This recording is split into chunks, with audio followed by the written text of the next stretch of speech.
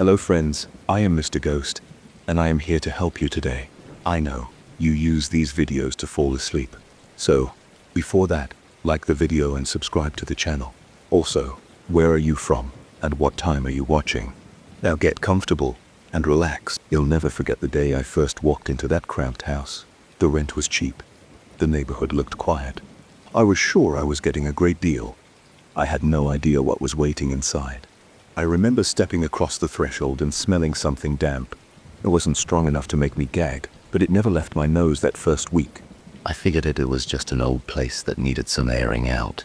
My coworker Mark moved in with me a few days later. We planned on splitting everything and turning the basement into either a small workout area or a place to store our fishing gear. It seemed like a solid plan. At first, the house itself had 2 bedrooms, 1 bathroom, and a basic living room connected to a tiny kitchen. The previous owner left a few pieces of cheap furniture, but otherwise the place felt barren.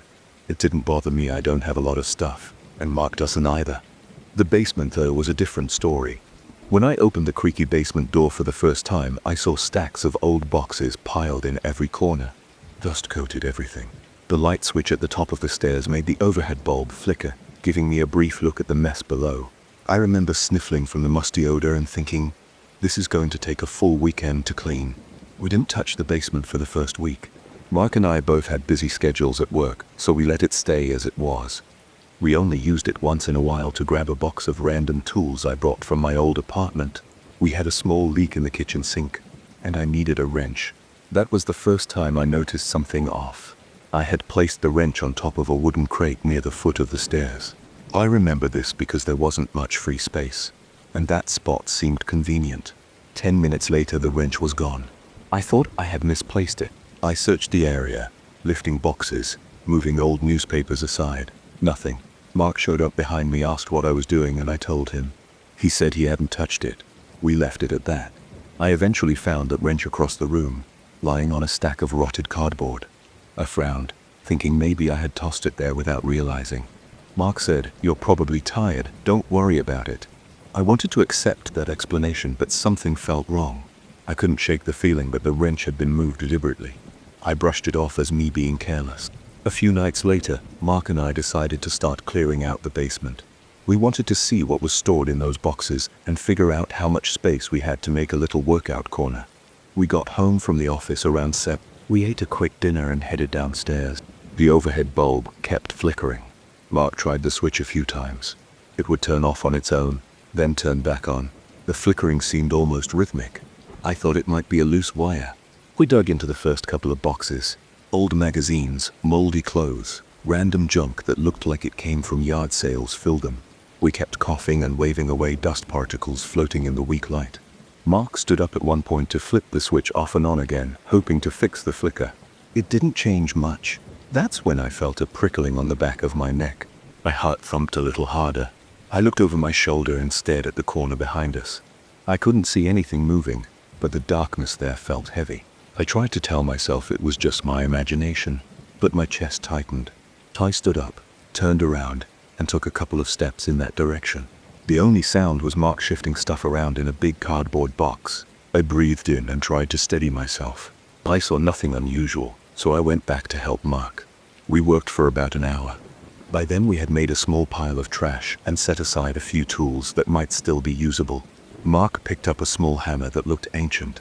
He joked that we could hang it on the wall as a relic. He set it down on top of a box behind him, then moved to open another crate. About 10 minutes later, he asked me, "Where's that old hammer?" I didn't know. We both looked around. It was gone. We found it 3 boxes over on top of some dirty towels. Mark stared at me. "You're messing with me." "Right," I told him. "I swear I didn't touch it." He shrugged, but I saw a hint of worry on his face. I felt the same thing. We decided to call it a night. The next day, I had trouble focusing at work. I kept thinking about that hammer. Part of me believed Mark was playing a prank on me, but he didn't seem like he was joking around. We've known each other for a couple of years, and that kind of prank isn't his style. I tried to push it out of my mind. When we got home, I asked if he wanted to do more basement cleaning. He shook his head and said, "Not tonight, man. Let's just relax." He looked stressed. I agreed. 2 days later, We had a light workload, so we got home around 5 in the afternoon. We decided to keep going with our basement project. The flickering light switch gave us the same trouble. Mark took a screwdriver and tried to tighten the wall plate. It made no difference. The overhead light sometimes stayed on, sometimes turned off, sometimes blinked in short pulses. It was annoying enough that we ended up using a small lamp plugged into an old outlet in the corner. The lamp gave us a steadier glow, but it didn't cover the whole space. The basement was warmer than usual that evening, probably because it had been a hot day. I felt sweat trickling down my neck. Mark pulled out his phone to check messages at one point and used the flashlight to look deeper into a box filled with what seemed like old fishing tackle, hooks, lines, lures, that kind of stuff. That's when I heard a rustle against the far wall. It sounded like someone shifting their feet on the concrete floor. I froze. Mark noticed me tensing up and whispered, "What?" I whispered back, "I heard something." He turned his phone flashlight in that direction. We both stared. Nothing moved, but the shadows looked deeper than before. We moved carefully across the room, stepping around boxes without tripping on anything. Mark held his phone up, shining it against the wall. I followed, right behind him. The corner was empty aside from a pile of old newspapers and some broken chair legs. We stood there in silence for a few seconds. Mark exhaled and said, "Might be a rat or something." I nodded, but felt uneasy. He went back to sorting through the tackle box, though neither of us spoke much for the rest of the evening. That night around 11, we were watching TV in the living room. We heard a dull thump from downstairs. It wasn't super loud, but it sounded like something fell over. Mark looked at me and said, "You heard that too?" I nodded, and we both got up. We grabbed our phones for light because we didn't trust the basement bulb at that point. When we opened the basement door, we noticed a faint smell of earth, like damp soil. We walked down the stairs carefully, each step creaking. About halfway down, I tried the light switch. It flickered weakly, then went dark. I said, "Hold your phone up." When we reached the bottom, Mark swung his phone's flashlight around. I heard him suck in a quick breath. He stood still, pointing his phone at the far wall. I looked over his shoulder and saw a shape that seemed to move along the concrete. It looked like a person's shadow sliding across the wall. My pulse raced and my scalp felt tight. Mark shone the flashlight directly at it, but there was nothing. The shape disappeared. There was no one else in the basement. We both started breathing harder. Mark said, "Did you see that?" I nodded. We looked around, checking every corner. All the boxes were in the same place. Nothing had fallen, but that corner with the newspapers looked more scattered. Some of the pages were spread out on the floor, like someone had kicked them. We didn't find footprints or anything else. After a minute or so, we decided we'd had enough. We went back upstairs and locked the basement door. The next morning we talked about it. We went through possibilities. Maybe light from outside came in through a basement window and cast a weird shadow. But we remembered there was no external light at that side of the basement. It's covered by a big patch of weeds outside, and the tiny window there is filthy. We told ourselves it could be some strange reflection, or maybe our minds playing tricks. We weren't satisfied with any explanation. Over the next week, I tried to ignore the urge to go downstairs. I'd grab a tool or something and then hurry back up. Mark did the same. We started hearing subtle noises at night, creaks, rustlings, faint thumps. It was never loud enough to call the police or anything, but it was frequent. One evening, around 9, Mark was doing laundry in the basement. He came rushing up, out of breath. He said the light switch had been turning off and on by itself. At first he thought it was loose wiring, but it felt too regular, almost like a pattern. He left the laundry unfinished. We finally decided to tackle the problem head on. It was a Saturday morning. We grabbed flashlights, a better lamp, and a roll of plastic sheeting to cover anything we didn't want dust on. We went down there, determined to clean everything out in one go. We spent about 3 hours sorting everything into piles: trash, donate, tools to keep, fishing gear, and random house supplies. The flickering overhead light annoyed us the entire time. Sometimes the switch would click without us touching it. We kept hearing small noises behind us. Every time we looked, nothing was there. By noon, my nerves were shot. My hands were shaky, and I was drenched in sweat. Mark looked pale, and he kept rubbing his forehead. Around midday, we took a break. We left the basement door open, went to the kitchen, and drank some water. I recall saying, I feel like someone's in there with us. Mark nodded. Yeah, I keep getting this feeling like there's a person standing right behind me. We gathered our nerves and returned to finish up. That's when we lost the screwdriver set. We had used it to remove some old shelf brackets from the wall. Mark set it on top of a closed box. 2 minutes later, the entire set vanished. We searched the entire basement. After almost 10 minutes of frantic searching, we found the screwdriver set lying on a shelf near the corner. Neither of us put it there. Mark picked it up slowly, as if it might burn him. He didn't say a word. I just stood there, my mouth dry, my heart pounding. We hauled most of the junk outside for trash pickup. The heavier stuff we pushed to the side to deal with later. By early afternoon, the basement was mostly empty. The weird sensations never stopped though. I felt like someone was watching me from the darkest corners. Every noise made me jump. Mark kept glancing around, biting his lip. We left the basement and locked the door once more, deciding we'd talk about the next step later. That night I was in bed, staring at the ceiling, unable to sleep. My mind kept going back to that shadow on the wall. I could still picture how it moved. I had never seen anything like that. Mark's reaction proved to me that I wasn't imagining it. There was something in that basement. I didn't know if it was a person hiding some electrical phenomenon, or something else I couldn't name.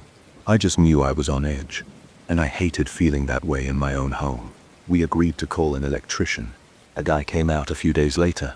He replaced the old switch and checked the wiring in the basement. He said it was a little outdated, but not dangerously so. When we mentioned the switch turning off by itself, he said it could be a worn contact. He didn't see any sign of that though. He shrugged and said, "Call me if it happens again." After he left, the flickering seemed less frequent, but the uneasy feeling remained. Tools still disappeared and showed up in strange places. Sometimes I'd hear Mark in the next room, let out a nervous laugh or curse under his breath when he couldn't find his stuff. We started keeping all our tools locked in a plastic container with a lid. Yet even that container would sometimes be found with the lid undone. The tools inside shuffled around. One evening I was in the living room, scrolling through my phone. Mark came up from the basement, looking shaken. He had gone down to grab his fishing rod. I asked him what happened. He said he turned the corner and saw a shape standing near the far wall. He pointed his phone's flashlight, and there was nobody there. But he swore he saw a figure for half a second. He described it as a dark form about his height that seemed to blend into the shadows. He stood there, shining his light for a solid minute, feeling his heart race. He searched the entire basement, but it was empty. The rod was lying on the floor, not on the shelf where he had left it. I believed him. There was no reason for him to lie. The atmosphere in the house changed. We both avoided the basement unless we really needed something. We talked about breaking the lease, but money was tight. The landlord was an older guy who seemed nice enough. We told him about the flickering light, but we didn't mention the other stuff. We didn't want him to think we were crazy. He said the house had been sitting empty for a year before we moved in. He claimed there were no known electrical problems beyond the usual old wiring. Mark and I decided to deal with it. We moved all important items out of the basement, so we have fewer reasons to go down there. That left the space mostly empty, except for some heavy junk we couldn't move alone. The weird events continued in small ways. We'd occasionally hear odd sounds late at night, but they never got louder. We'd sometimes find small objects out of place. The switch still acted up, but less often. It felt like whatever was in that basement was letting us know it was still there, but wasn't pushing us out. We've been living here a few months now. We try to keep our focus on work and everyday tasks. Sometimes late at night I feel something watching me. I don't see a face or a form, but the hair on my arm stands up and I get goosebumps. Mark and I aren't sure what to do. We've considered talking to someone who knows about houses with these problems, but haven't for now. We're just getting by, trying not to think too hard about it. I still remember that first day stepping into the condo complex, excited about having a place with a basement I could use for my workouts, all my fishing gear. Now, I avoid going down there alone. I keep telling myself it's all in my head, or it's just old wiring in my imagination. But when I think about those tools, that wrench, that hammer, those screwdriver sets, and that moment Mark and I saw that shadow move along the wall, my stomach tightens. I don't have a neat explanation. It feels real. And every night, when I turn off the lights upstairs, I wonder if the basement light is staying off or if it's flickering away down there, sending signals to whatever might be lurking in the darkness. I don't stay up to check anymore. It's easier to pretend I don't see the faint glow under the basement door. It's easier just to go to bed and hope I don't hear any more noises. That's our daily life now, and I hate to admit it, but we're both hanging on, day by day, wondering what else might happen. I moved into this condo complex without any big expectations. I saw a low price, a decent floor plan, and a convenient location. I didn't care that the building went up in a rush or that the area used to be a rundown stretch of empty lots. For me, it was an upgrade. I never thought I'd end up questioning my own senses here, but now I spend my nights double-checking every corner, trying to figure out what's real and what might be in my head. This place is new, yet something about it feels wrong. I didn't believe in strange stories before, but I'm not sure anymore. I first noticed the weirdness the week after I moved in. Everything was a mess of unpacked boxes and plastic wrap. I was setting up my living room furniture.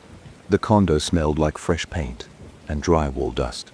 The floors creaked when I walked, which I assumed was normal for new construction. Then an older guy from down the hall stopped by. He introduced himself as Mr. Santos, who was friendly enough with a shaky voice. He made an offhand comment that stuck with me. You know, they used to burn stuff here before all this went up. I asked him what he meant, and he shrugged, saying there used to be a lab nearby that burned whatever waste they had. Then he excused himself and left without giving me any more details. I stood there for a minute, holding a couch cushion in my arms, feeling a little uneasy. I shrugged it off, figuring it was just local rumors. The next few nights were calm. I spent my time unpacking and watching TV on a temporary stand. I met a few other neighbors in the hallway, made small talk about the building's amenities, and tried to settle in.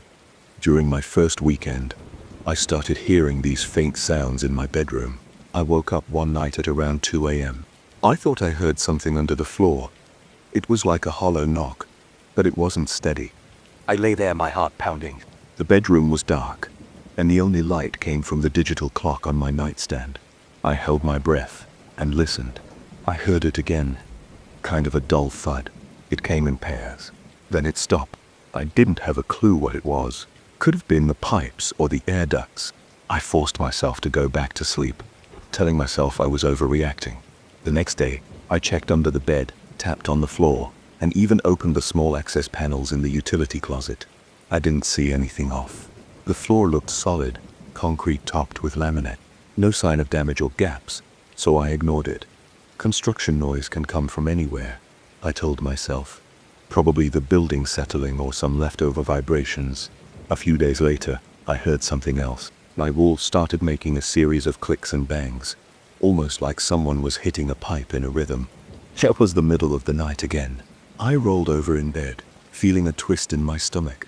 The sound was faint, but repeated. It followed a pattern: 2 taps, a pause, 1 tap, a pause, 3 taps. It wasn't random. I just lay there, blinking in the darkness. My breathing got shallow. I tried to tell myself it was just water running through the plumbing, but I couldn't shake the feeling that someone was doing it on purpose. In the morning, I took a quick walk around the building to see if any maintenance workers were around. I bumped into the super, a guy named Daniel. I asked him if there was any scheduled work happening at night. He said no. I asked if there might be issues with the pipes. He said maybe the water pressure was off, but nothing major had been reported. I didn't push the matter. He seemed busy, and I felt silly. Later that week, something else happened that rattled me more than the noises. I was in bed trying to fall asleep with my phone on the nightstand. It was about 1 in the morning. Out of nowhere, my phone's music app turned on at full volume. It blasted a harsh, static-like sound. I jumped up, grabbed my phone, and fumbled to mute it. My heart was hammering in my chest. My hands were clammy. When I unlocked the phone, the screen showed a track title I'd never seen. The audio was scratchy, like a radio stuck between stations. I went to my library and found nothing. No record of that track. No recently played list. Nothing. I felt a chill on my arms. I tried to make sense of it. Maybe I had downloaded a weird file by accident. Maybe it was an ad or some glitch, but the sound had a distorted quality I'd never heard before. It wasn't music. More like an old recording of static with brief moments of popping noises. After it happened, I stayed awake for hours, flipping through my phone settings, checking if any unknown app was running. I didn't see anything suspicious. The next morning, my head felt heavy, and I had circles under my eyes. I went downstairs to get coffee from the lobby.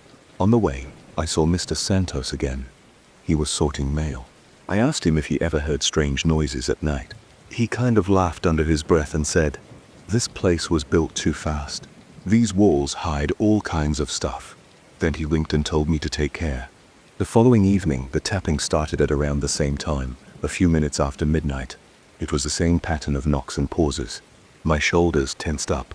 I actually got out of bed and pressed my ear to the wall.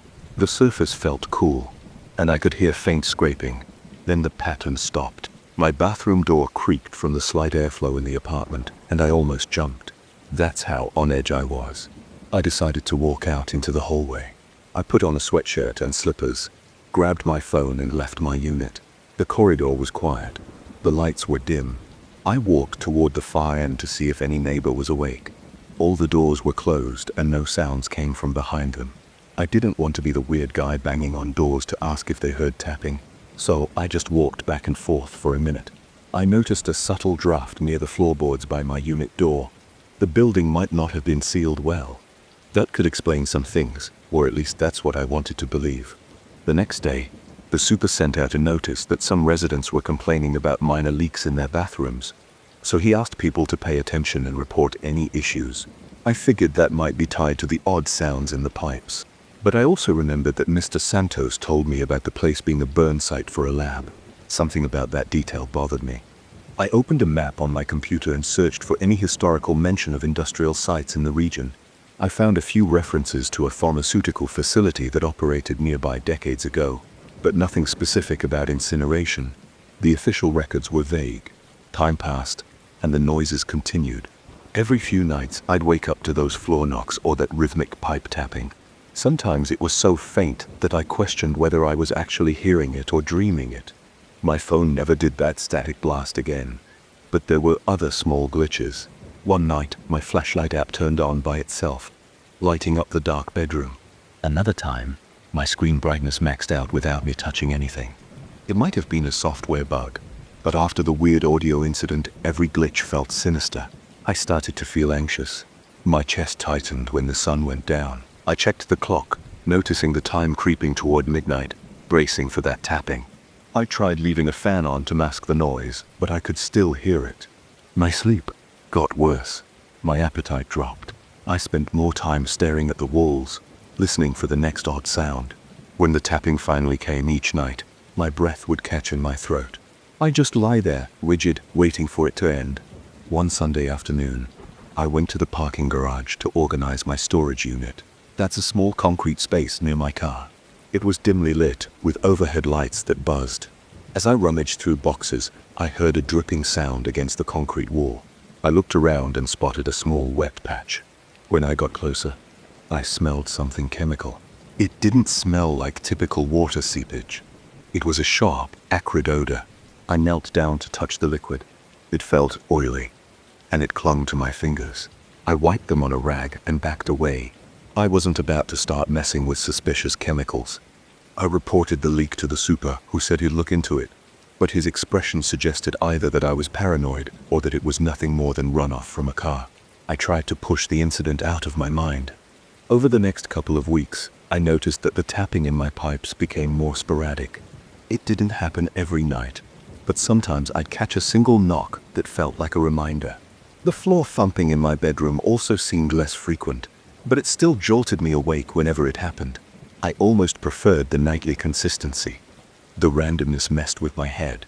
At some point, I decided to confront Mr. Santos. I saw him taking out his trash one morning and approached him calmly. "Look," I said, "can we talk about what you told me before? About stuff being burned here?" He shrugged and said there used to be all kinds of rumors. Something about a lab disposing of chemicals or experimental materials. He didn't know details. He admitted he'd overheard it from other locals years ago. Then he said he never had any weird experiences until they built this complex. He did mention that once in a while he smelled strange odors in his bathroom, but that was it. No more specifics. That evening I made dinner and tried to relax with a show on my TV. I finished eating, cleaned up, and got ready for bed. Right before midnight, my phone buzzed. It was an unknown caller with no number showing. I felt my stomach tighten. I answered, expecting it to be a robocall, but I only heard faint static, then a weird clicking noise, almost like the rhythmic tapping from my pipes. My arm hair stood up. I said hello a couple of times but got no response. Then the line went dead. I put my phone down and felt my pulse pounding in my temples. That night, I could barely sleep. No tapping came from the pipes, but I kept expecting it. I lay awake for hours, my mind going over every noise I'd heard in this building. The floor knocks, the weird phone audio, the oily leak in the garage. My body felt jittery, and I was sweating despite the air conditioning. I closed my eyes, but every little creak made my heart race. A few days later, I decided to talk to the super again. I asked him if there was any chance the building structure had pockets of air or leftover debris that could cause the knocking sounds. He shrugged and said the place was built quickly, but everything passed inspection. Then he told me that a few other residents complained about odd noises, but he chalked it up to standard new building quirks. I asked if anyone else had issues with phone interference or weird leaks. He said not that he knew of. I got the feeling he just wanted me to drop the subject. I started thinking about moving out, but I'd sunk my savings into this place, so I tried to hold off. I thought maybe I could adapt. Maybe the noises were typical. Maybe the phone stuff was just me hitting the wrong settings by accident. None of that convinced me deep down, but I told myself all of it anyway. One night everything was quiet for once. No knocks in the floor, no tapping in the pipes. I felt relief. I dozed off around 11. Then, sometime after midnight, I woke up feeling an odd vibration under my mattress. I sat up, turned on the bedside lamp, and listened. It was a low humming like machinery running somewhere below me. It came in short bursts. My teeth started chattering because I was cold with anxiety. I slid out of bed, walked around my room, and felt the floor. The vibration was stronger near one corner. I pressed my ear to the laminate, but I couldn't make out any voices or obvious mechanical sounds. It was just a pulsing hum that lasted a few seconds, stopped, then started again. It reminded me of the lab rumor, the idea of chemical waste or leftover machines underground making my skin crawl. I rushed to the living room and tried to calm myself, but my hands were shaking and my chest felt tight. After a few minutes, the humming stopped, and I stayed up for an hour waiting for it to return. It never did. Eventually, I fell asleep on the couch, too tense to go back into the bedroom. I started making daily notes of odd events, jotted down the times and dates of the tapping, phone glitches, and any unusual sounds.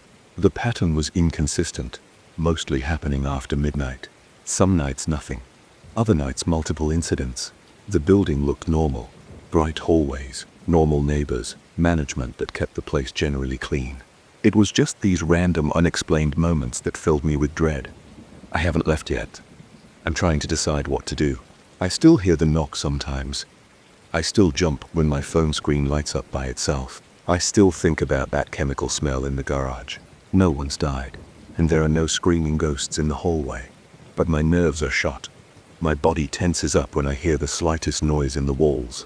I can't sleep without a lamp on. I check my phone obsessively to make sure the volume is muted. Every time the pipe tapping returns, my heart feels like it's going to burst through my chest. I'm hoping the building management will do more inspections, or that the weird activity will stop. But I can't shake the feeling that something about this building isn't right. Maybe it's leftover residue from that incineration site. Maybe it's just the result of rushed construction. All I know is that I've never felt this unsettled in a place that's supposed to be my home. For now, I'm just waiting. Every night I wait for that first knock to echo through the walls. Every morning I hope that some logical explanation will surface. But it never does. And here I am, living in a brand new condo that feels anything but normal. I wish I had answers. At this point, I'd settle for a plain old plumbing problem. But something tells me there's more going on here than bad construction. Maybe it's just in my head. Or maybe there's something lurking in these walls that nobody wants to acknowledge. Either way, I'm stuck with it, and it's getting harder to pretend everything's fine. I never expected anything strange to happen on a routine business trip. The hotel was cheap, the days were long, and I was only there for a mandatory training session. I didn't think I'd end up lying awake at 3 a.m. staring at my phone in shock. But that's exactly what happened, and it left me with a knot in my stomach that still tightens every time I remember that night. I had arrived at the hotel on a Monday afternoon. The flight was bumpy, but not the worst I've experienced. I got my room key from the front desk. The receptionist looked tired. I felt the same. My coworker Kevin was staying 2 doors down from me on the same corridor. We were there for a 3-day training seminar. The company booked everything on a budget, so the place was nothing fancy. Simple beds, thin walls, and a small TV on a rickety dresser. The first day of training was long. The instructors were strict and they overloaded us with charts, slides, and examples. My head felt heavy by the end of the session. Kevin and I grabbed dinner at a nearby diner. The food was greasy, but at least it was warm. I went back to my room around 9 p.m. I tried to prepare for the next day's session. I sat at the small desk in my room with a pile of notes. My phone buzzed once, but it was just an automated message from the airline about my return flight details. I turned my phone on silent after that because I wanted to focus. I studied until my eyes got sore. Around 11:30 p.m., I realized I was exhausted.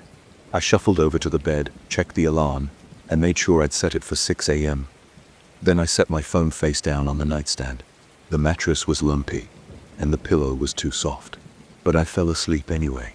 I remember shifting around a few times. The sounds in the hallway sometimes broke through the thin walls. People walking, doors closed. I heard Kevin cough once through the wall, but that didn't stop me from dozing off again. At some point, I felt my phone vibrating.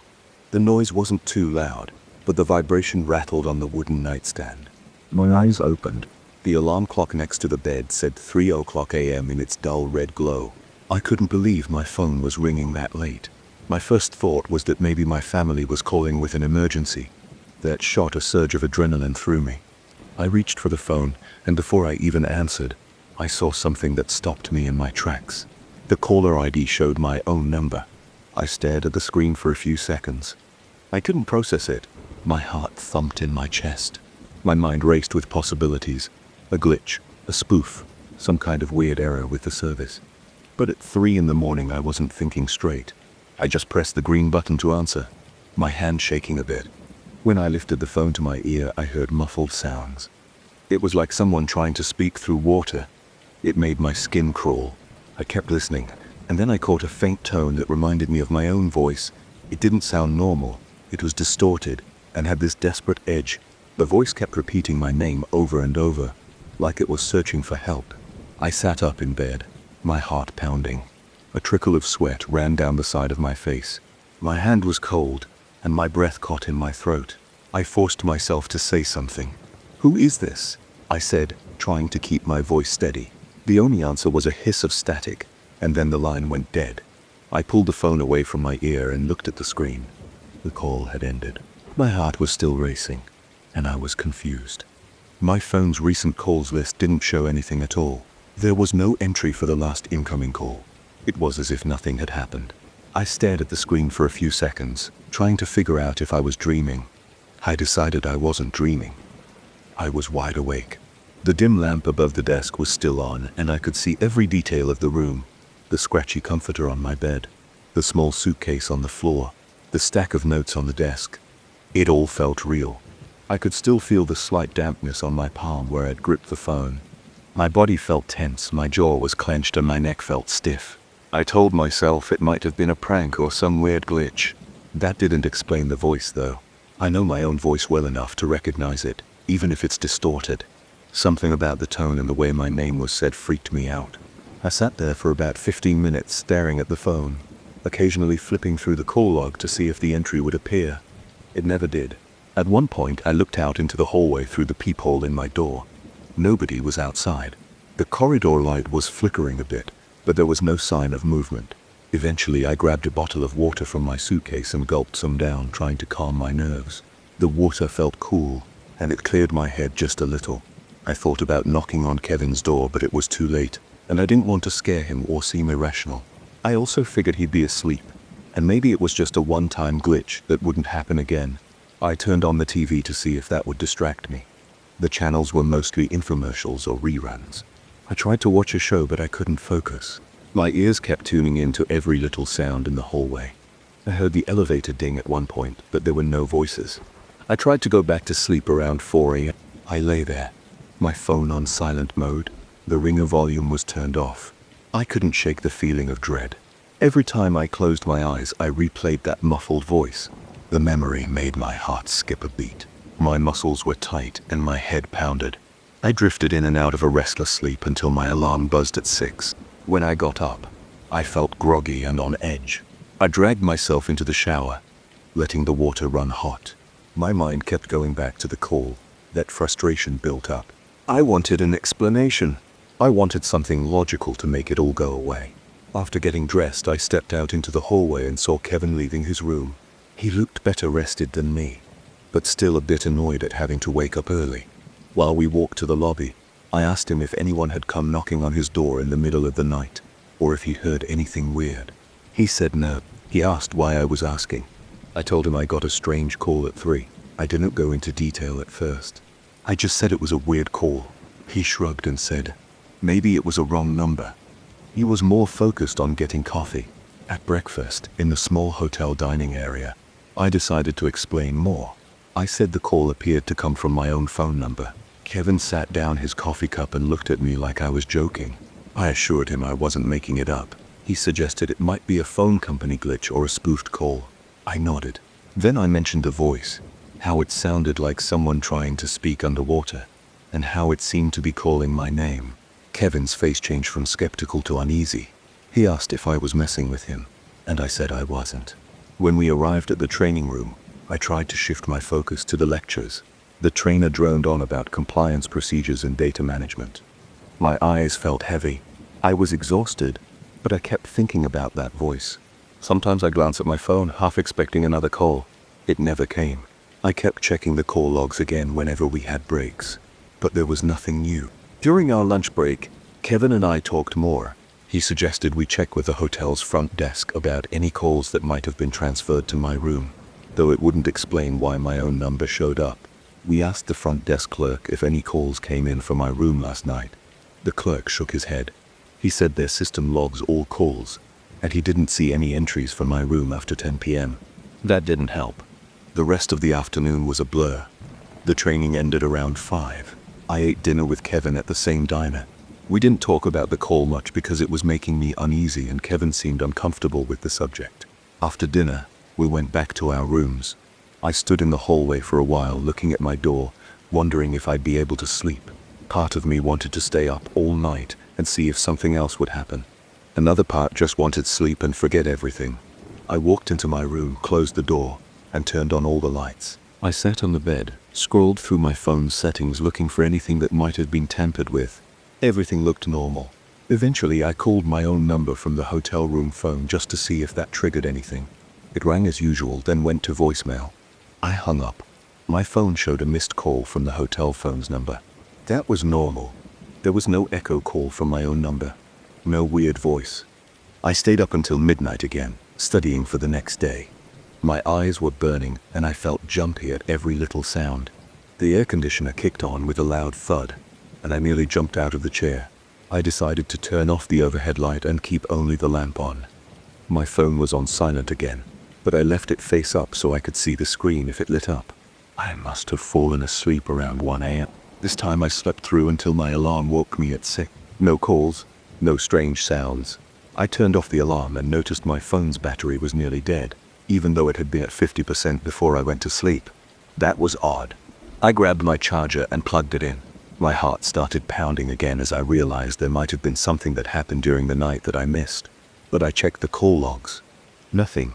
Checked my texts. Nothing. I finished the final day of training, feeling relieved that I'd soon be leaving. After the session ended, Kevin suggested we change our flights and leave that evening instead of staying another night. He said we could try to catch a red-eye flight home. I jumped at the idea. We managed to find seats on a later flight, so we checked out of the hotel around 7 p.m. The clerk didn't ask why we were leaving early, and I didn't bother explaining. On the drive to the airport, Kevin asked if I felt better getting out of that place. I said I did. He said maybe it was just a one-time thing. He was trying to reassure me, but I could tell he was still a little curious. I told him whatever it was, I wanted to forget it. I didn't want to think about it anymore. We got on our flight and I made it home late that night. My phone didn't act up again. I tried to relax during the weekend, but the memory kept floating into my head, especially when I was about to fall asleep. Sometimes I'd wake up in the middle of the night convinced I heard my name. Then I'd realize I was alone in my room and my phone was silent. A week later, I called my service provider and asked them if they had any record of a call to the phone at 3 in the morning on that date. They said they didn't. They checked my logs and said the last activity before morning was some automated text message from earlier that evening. I told them about the call with my own number, and the representative said it was possible someone spoofed my caller ID, but they didn't have any direct evidence. They suggested I reset my phone. I reset my phone, changed some security settings, and never experienced anything like that again. Still, I can't explain the voice I heard. It wasn't just static. It was my voice, calling my own name, and it sounded desperate. I don't have a neat conclusion. I can only say that it happened. It felt real, and it shook me up. Sometimes I try to let it go and move on, but late at night when my phone rings, I still hesitate before picking it up. I glance at the caller ID, and I brace myself for a moment because I can't forget that feeling. My own number flashing on the screen at 3 a.m., and that muffled voice calling my name in the dark. I've always slept like a rock. That was my thing. I'd hit the pillow, and the next thing I knew, my alarm was blaring at 6 in the morning. But in the last few weeks, that deep, uninterrupted sleep has disappeared. I've been waking up multiple times a night, and I feel my heart racing the second my eyes open. My body's tense, and I have this certainty that something is in the room with me. I've never dealt with anything like this before. I just moved into this loft a few months ago. It's a short walk from my job in the city center, and I thought it would be perfect. The rent is a bit high, but I liked the open space and the fact that I didn't have to drive to work anymore. It seemed like a good choice at the time. On my first night here, I slept fine. I was exhausted from hauling furniture, so I crashed pretty hard.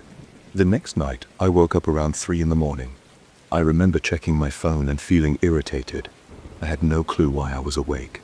I tried to go back to sleep, but I felt an odd pressure in the room like someone else was there. I shrugged it off as stress. New place, new noises. Maybe my subconscious was on high alert, but it happened again the next night, and the night after that. About 2 weeks in, I started noticing a shape in the far corner of my bedroom area.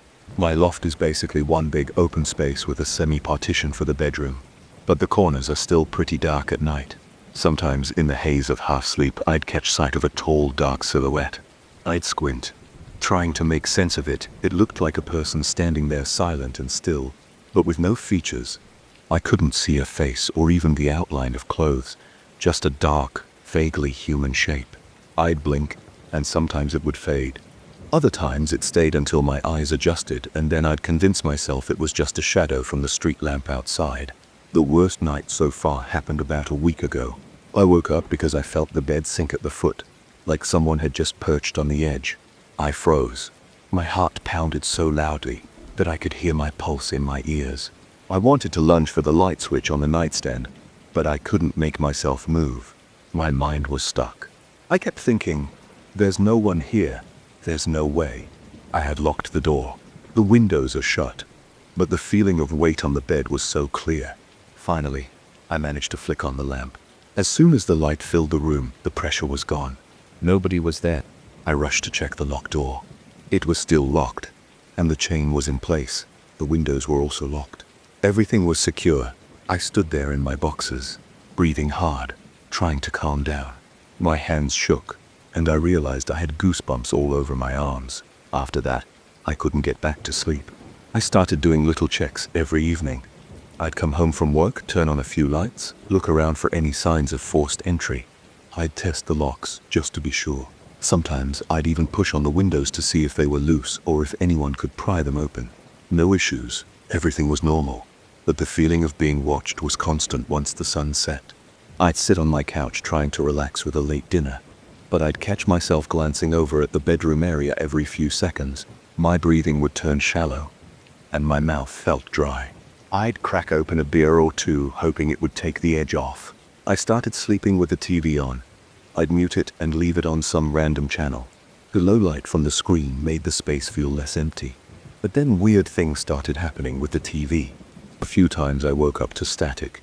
That old school snow that I thought didn't even exist anymore, thanks to modern cable. I'd stare at it, half asleep, and wonder if my cable box was malfunctioning. Then, I'd change the channel back and everything would be fine. Another night, I found it had switched to a local news station. I'm sure I didn't set it there because I hate watching news in the middle of the night. It felt like the TV had a mind of its own. I told a coworker about my sleep troubles, but I left out the strange details. I just said I've been restless. He mentioned that maybe I'm stressed about living alone for the first time. He said people sometimes experience sleep hallucinations or paralysis. I didn't argue, but it didn't feel like that. This presence felt real. I could almost sense the air change when it was around. The room felt colder, or maybe my body temperature would drop because I was scared. I'm not sure, but I know my pulse would spike and my hands would sweat. Sometimes I'd catch myself clenching my jaw so tight that my teeth would hurt. One night I decided to stay up late and try to catch whatever was happening. I turned the lights down low. As usual, I had my TV on mute, but I sat up straight in bed with my back against the wall. I tried to keep my eyes open, but around 2 in the morning, I started drifting off. I jerked awake when I heard the distinct click of the TV channels changing. The screen flickered from a talk show to a cooking channel, then to static. My remote was on the bedside table, out of my reach. There was no reason for the channels to switch like that. I forced myself to look around. My heart thudded, and I felt my hands clenching the blanket. There was no one in the room, at least. I didn't see anyone, but in the corner, that shadow was back, tall, dark, motionless. My eyes teared up and my face felt hot. I wanted to call out, but the words stuck in my throat. I stared at it for what felt like forever, trying to figure out if it was some shape cast by the half-open closet door or the furniture, but it looked so distinct. I fumbled for the lamp, and by the time the light came on, the corner was empty. I barely slept after that. The next morning, I went to work feeling like a zombie. My boss asked if I was sick. I just said I wasn't sleeping well. I wondered if I should think about moving out, but I had just got this place and couldn't break the lease so soon. Plus, moving costs money. I don't have right now. I convinced myself it had to be stress. Maybe I was imagining shapes in the dark. Maybe the TV was glitching for some technical reason. But something in my gut told me that wasn't the whole story. On a Saturday, I decided to do a deep cleaning. I thought maybe if the place felt fresher, I'd sleep better. I vacuumed, dusted, and checked every corner. The place isn't that big, so it didn't take long. Then I tested all the outlets and surge protectors just to see if there was some electrical short causing the TV to freak out. Everything seemed fine. That night, though, the same thing happened. I went to bed with the TV on mute, set to a comedy channel. Sometime around 3 in the morning, I woke up to the sound of faint static. I realized the volume was on but not loud enough to wake the neighbors. I never touched the volume before sleeping. I always leave it on mute. My heart pounded as I fumbled for the remote. My throat felt tight. I remember thinking, if something can turn on the volume, it can probably do a lot of other things. I turned off the TV altogether, deciding maybe darkness was better. I lay there on my back, staring at the ceiling. My breath was quick, and I felt my palms sweating again. Then I heard a soft thump in the corner like a footstep. I bolted upright and squinted into the shadows. The shape was there, tall and dark. I could see it against the faint light coming in from the window. My chest felt like it was going to explode. I scrambled for my phone on the bedside table. I turned on the flashlight feature. The bright beam cut across the room. The shape vanished. There was nothing there. I stayed like that for several minutes, shining my phone's flashlight around like a cop searching a crime scene. Eventually, I worked up the nerve to walk over and physically touch the walls and corners. The only thing there was my hamper and a few boxes. No sign of a person or even an outline that could resemble a figure. I went back to bed, leaving my phone's flashlight on until the battery died. A few days later, I had the locks changed. I asked the locksmith if he noticed any signs of tampering. He said no. Everything looked intact. I told him I just wanted to be safe. He said that was understandable. That night I felt a little more secure, but I still woke up around 2. I stared at the corner. It was just darkness, but I sensed something. My muscles were tense and my breathing went shallow. I felt that familiar prickling sensation at the back of my neck. I said in a normal speaking voice, "Whoever you are, get out." I felt stupid talking to an empty room, but I didn't know what else to do. I turned on the lamp and stayed like that until morning. In the mornings, the loft looks completely normal. Sunlight pours in through the windows, and I think this place is fine. I'm overreacting. but I can shake the memory of that presence at night. I started coming home from work later, just so I'd be more tired and hopefully crash fast. But it doesn't matter how tired I am. I still wake up in the middle of the night with a racing heart. I've tried recording some of it on my phone camera. One night I set my phone on a shelf facing the bed and left it recording while I slept. The next day, I didn't see anything on the video, except me tossing and turning. The only weird part was that the audio had a strange crackle for a few seconds around 3:15 a.m. It sounded like interference or static. There was no explanation for it. No trucks passed outside at that time. No phones rang. No alarms blared. Just that crackle, and then back to normal silence. I don't want to move. I like this location, and I just started to settle in. But living alone hasn't been the relaxing experience I hoped for. I've talked to my coworker again, and he keeps saying it's stress. He suggests maybe I should see a therapist about my sleep problems. I'm actually considering it now. Maybe it's all in my head, but I can't convince myself that the shape in the corner is just my imagination. It feels too real. The bed even felt like it sank that one night. I can't ignore that. And the TV still changes channels on its own. I even bought a new remote, just in case there was something wrong with the old one. No difference. Sometimes I wonder if I'm going to reach a breaking point. I walk around the loft, checking everything 3 times before I go to sleep.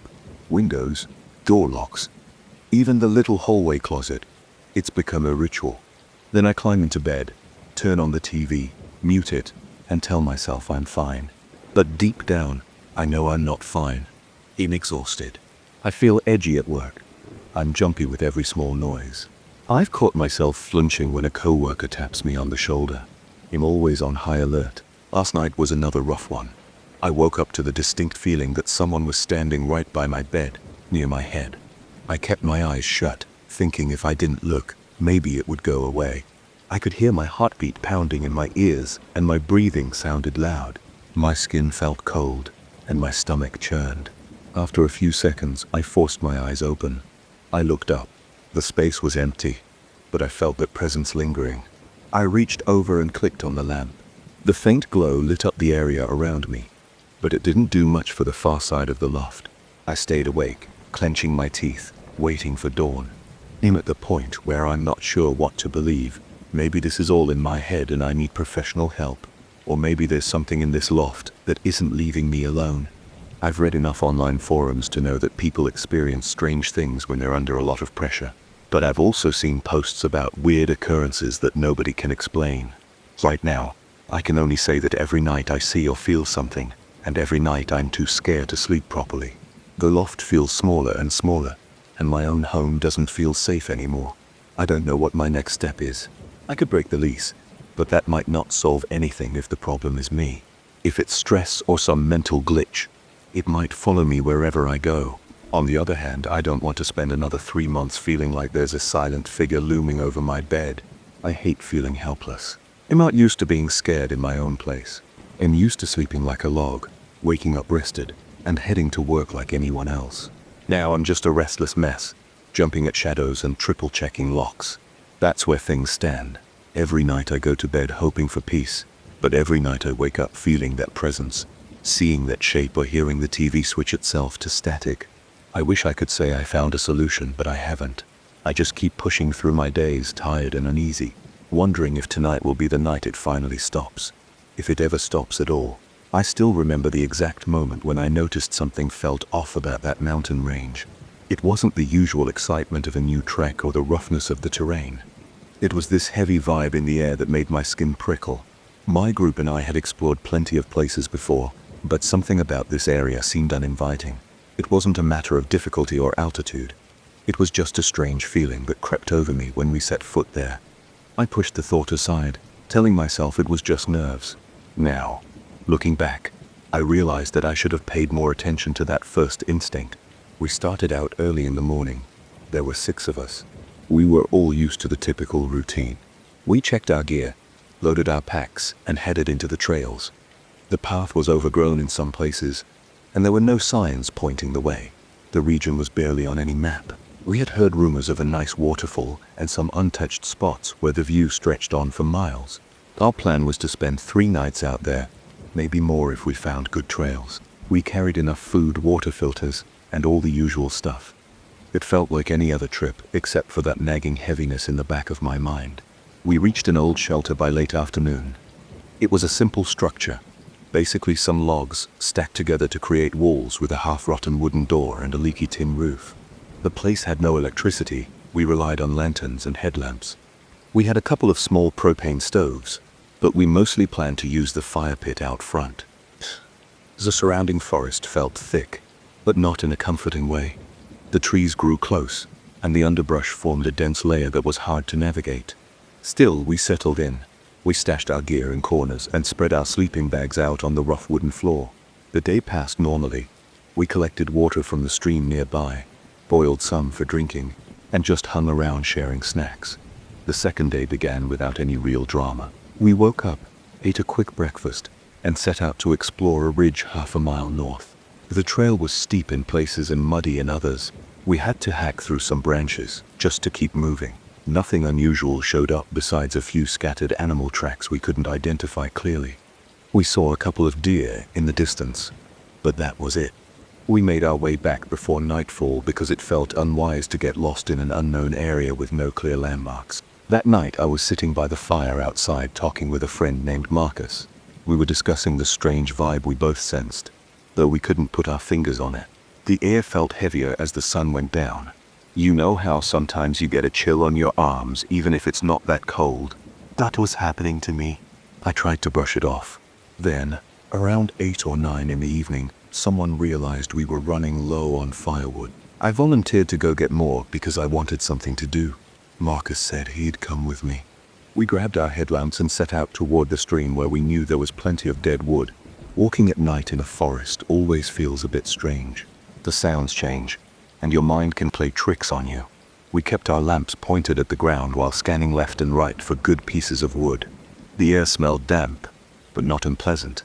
About 15 minutes in, we got to a spot near the water where we could pick up some branches. Everything seemed ordinary until I spotted something in the mud. I froze and aimed my headlamp straight at it. The track was huge, maybe twice the size of my foot. It wasn't the imprint of a regular paw. It looked more like a split hoof or some elongated foot shape. The edges weren't crisp, but I could see distinct halves like a large cloven hoof pressed deep into the muddy ground. It was fresh too, with clear ridges. Marcus came over and squatted down, running his hand around it without touching the center. He muttered, "What the hell made this?" I didn't have an answer. There were more prints, extending along the creek bank, almost in a line. They were spaced in a way that suggested something big was walking on 2 legs, but the shape looked more like it should have been 4-legged. We stared, trying to figure out the pattern. Then a strange odor caught my attention. It was like wet fur, but way stronger than any animal smell I'd ever experienced. It seemed to cut through the crisp night air and settle around us. At first I thought it was the wind carrying the scent, but after a few seconds I realized there was no wind blowing in our direction. It was like the smell was moving on its own, circling us. Marcus and I exchanged quick glances. We both felt a spike of unease. I tried to focus on gathering wood. I didn't want to start panicking, but my hands were shaking a bit. Every twig snap or rustle in the bushes made me flinch. Then we heard a deep whistle, almost like someone trying to call a dog, but lower in pitch.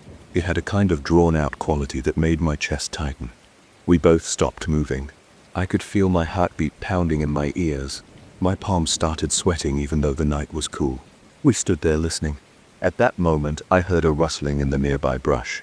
It was slow, like something big shifting its weight. When you hear a deer or a boar, it has a certain pattern.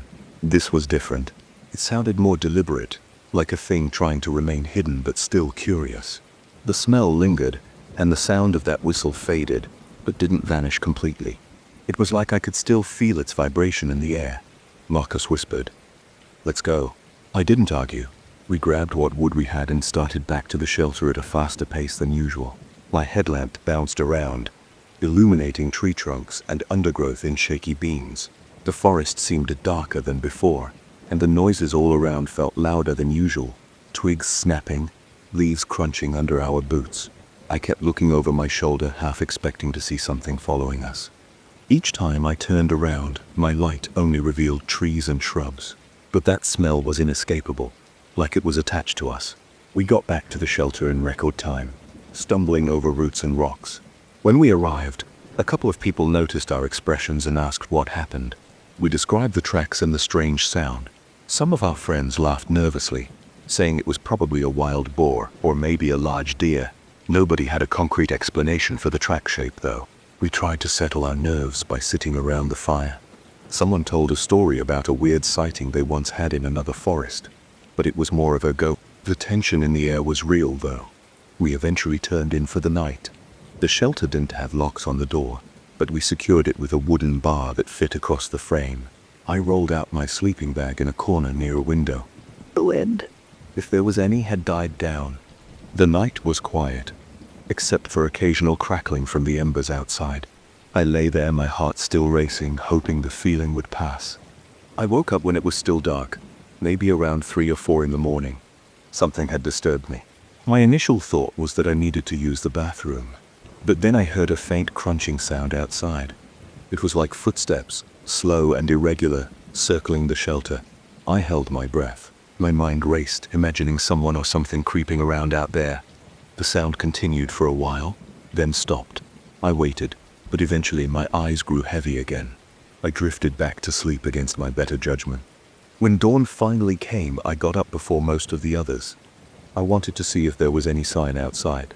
Marcus joined me, looking just as uneasy as I felt. We stepped out and found several large footprints all around the shelter, like they'd been circling us for hours. The tracks were spaced in a ring, always at about the same distance from the walls of the shelter. They looked the same as the ones we found by the creek, shaped like split hooves or something similar. Each was pressed deep into the muddy ground around the perimeter. It was almost like a boundary line, as if something had walked around the structure multiple times. Marcus swore under his breath, and we stood there for a few minutes trying to grasp the size of whatever made them. My legs felt weak. The rest of the group came out one by one, and we all stared at these marks. No one had a solid explanation. We talked about it, each offering random ideas. A large deer, a moose, some kind of hybrid animal. But none of those suggestions matched the shape or size of what we were seeing, and none of them whistled like that. We gathered our things, deciding to do a quick check of the perimeter in daylight. We found more of these prints leading away from the shelter and vanishing into thicker brush where we couldn't follow without serious bushwhacking. We had no appetite for that kind of pursuit, so we let it go. The rest of the day, we tried to do what we came for. Explore. But our minds stayed focused on what had happened. We stuck closer together, moving as a group. We kept our eyes on the ground for more tracks. We saw a few partial prints here and there, but nothing is clear. We kept hearing random noises that we couldn't identify. Sometimes it sounded like branches snapping in the distance. Sometimes it was that same low whistle, but always faint, like it was coming from far away. It never got as close as it did that night by the creek. By the time evening came again, we agreed to cut the trip short. None of us wanted to spend another night in that place. We packed our gear, leaving just the essentials out for breakfast. The mood was tense. People were jumpy. Every time the trees swayed, somebody turned their head to check. Even old jokes about forest ghosts didn't lighten the air. We all felt the same undercurrent of fear. We spent that night in the shelter, but this time no one slept well.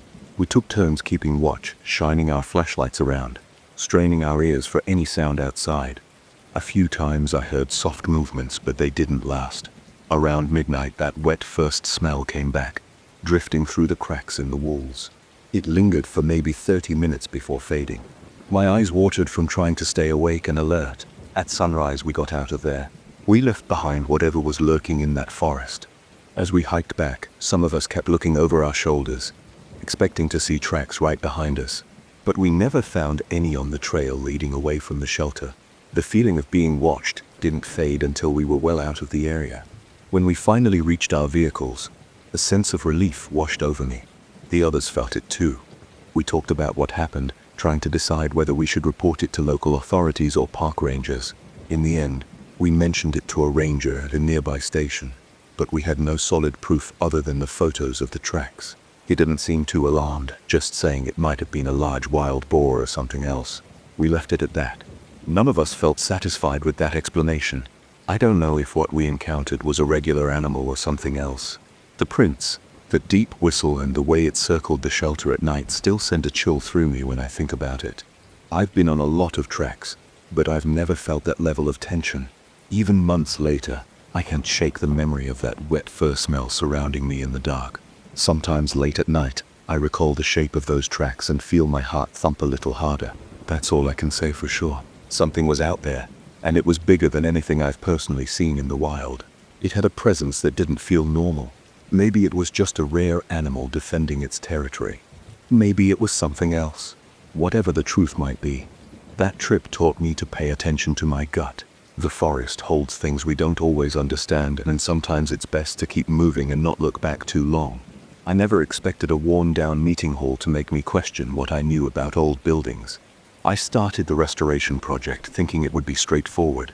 I had some basic knowledge of carpentry and a little interest in history, so I volunteered because the place had a certain charm. The group that built it was some local fraternal order from the early 90s. People said they held private ceremonies here, but I never found any solid proof. Everything about the building seemed typical: high ceilings, chipped plaster, old wooden floors. It was big and needed a lot of work.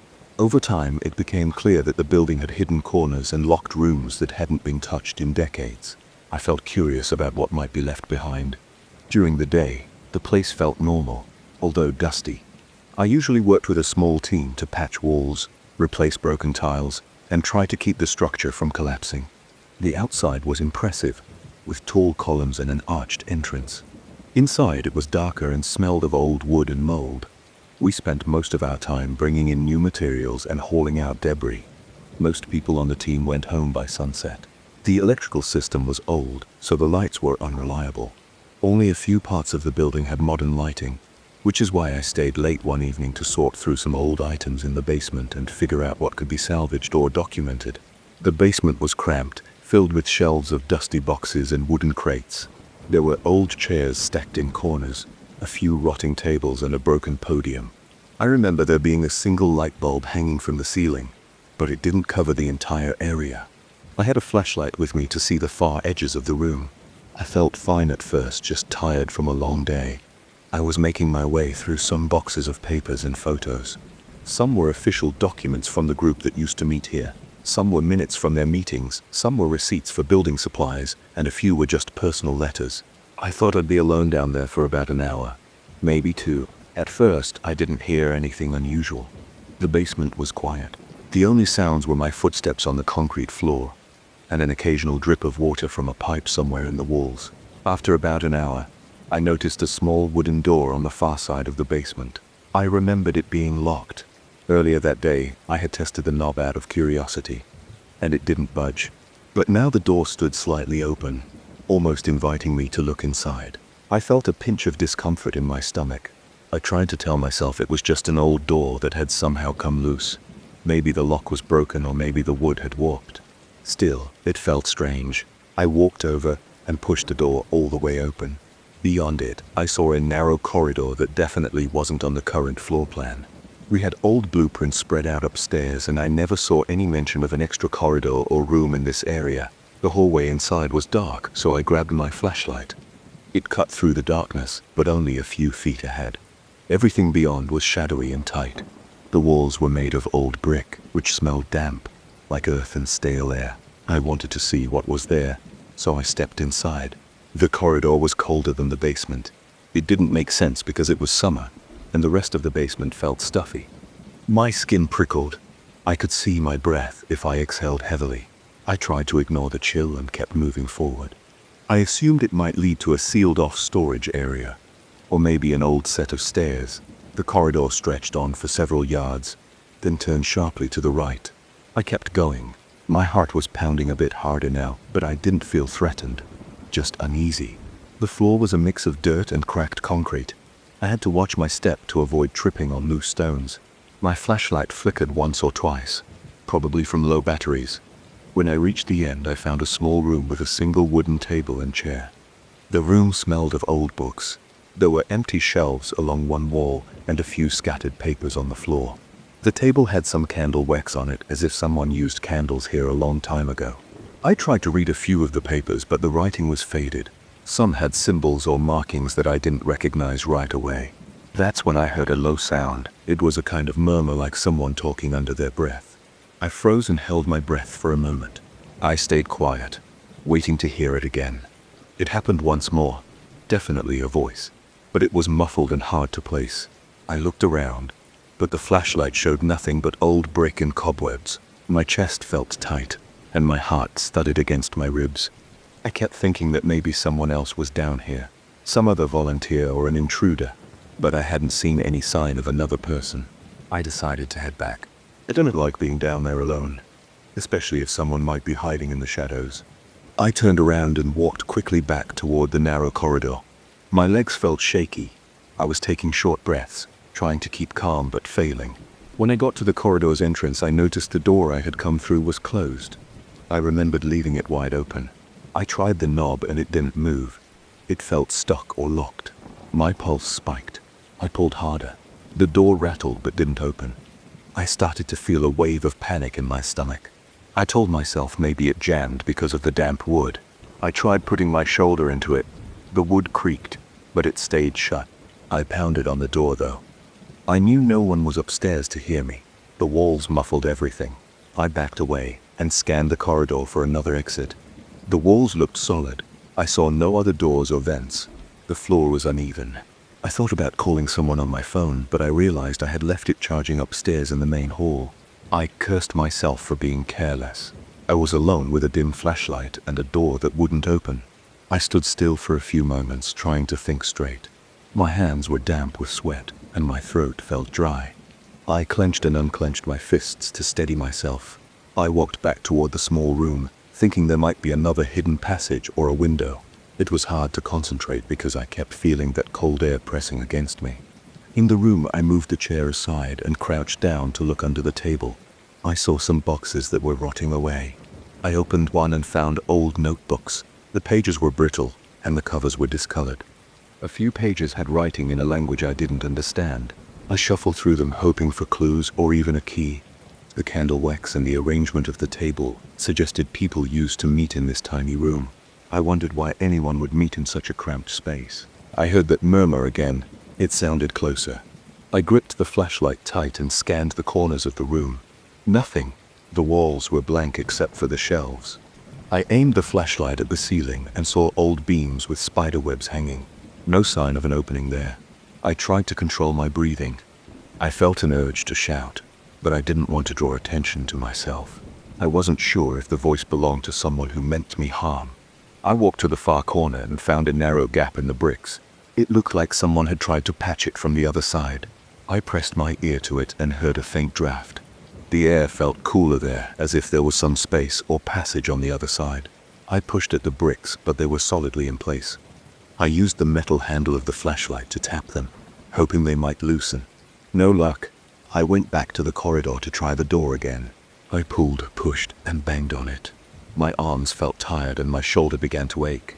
The wood cracked a little near the hinge, but it still refused to open. My breathing got heavier and I started to sweat more.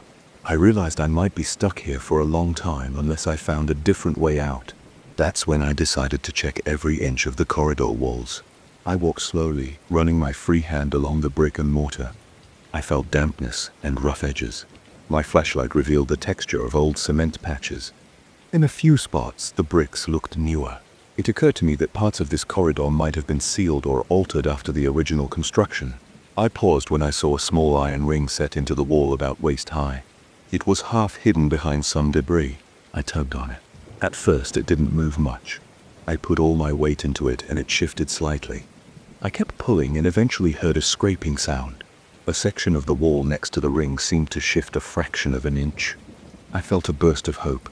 I wedged my fingers into the gap and tried to pull. The stone moved with a grinding noise. Dust fell from above, and I covered my mouth to avoid breathing it in. The entire section of the wall slid about a foot, revealing an opening that led somewhere else. It looked like another small chamber. The air coming from it smelled stale, but it was slightly warmer than the corridor. I crawled through, trying not to bump my head. Inside, I stood up and realized I was in a cramped space filled with old furniture. There were chairs stacked along the walls, a few small tables, and a large trunk in the center. My flashlight showed no immediate exit, but I saw a narrow staircase in the corner going up. The steps looked worn, and they creaked when I tested them. I felt a rush of relief. I moved toward the stairs. Halfway up, I heard the murmur again, louder this time. It was just behind me, as if someone stood at the bottom of the stairs. I whipped around, flashlight shining on empty space. My heart pounded, and my throat was dry. I took a deep breath and turned back to climb. My legs felt weak, but I forced myself to go step by step, ignoring the urge to look over my shoulder again.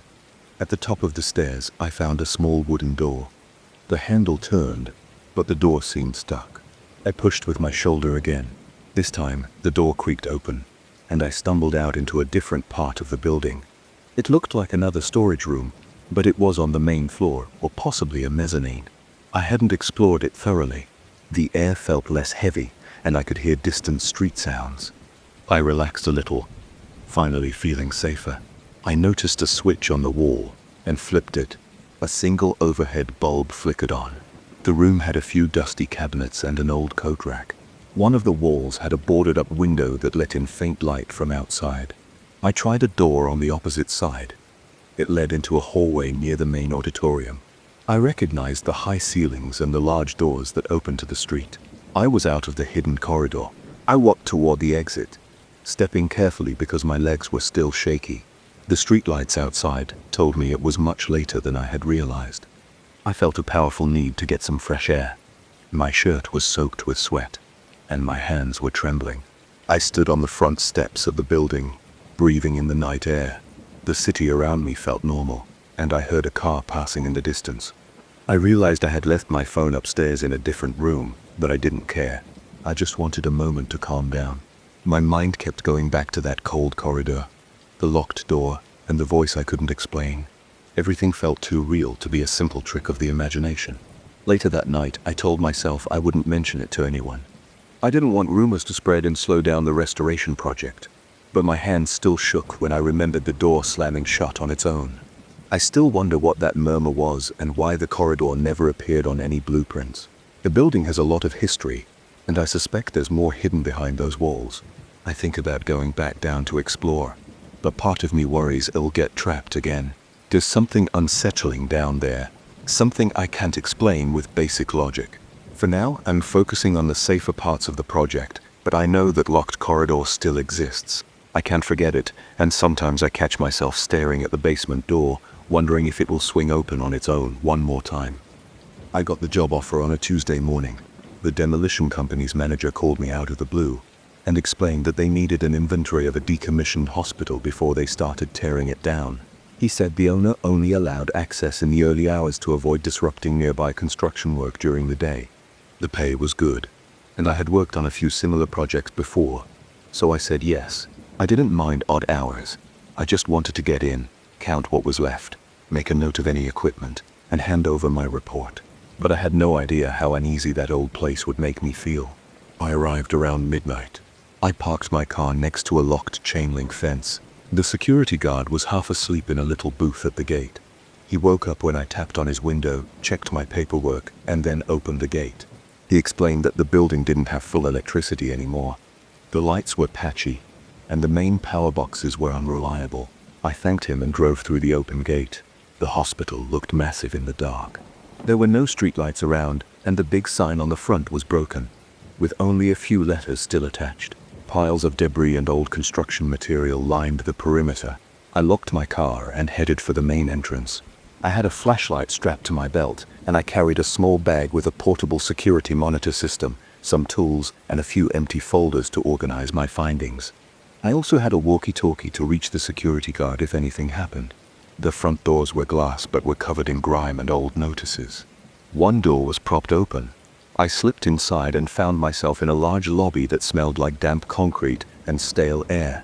Broken chairs and tables were pushed against the walls, and the floor was coated with a thin layer of dust.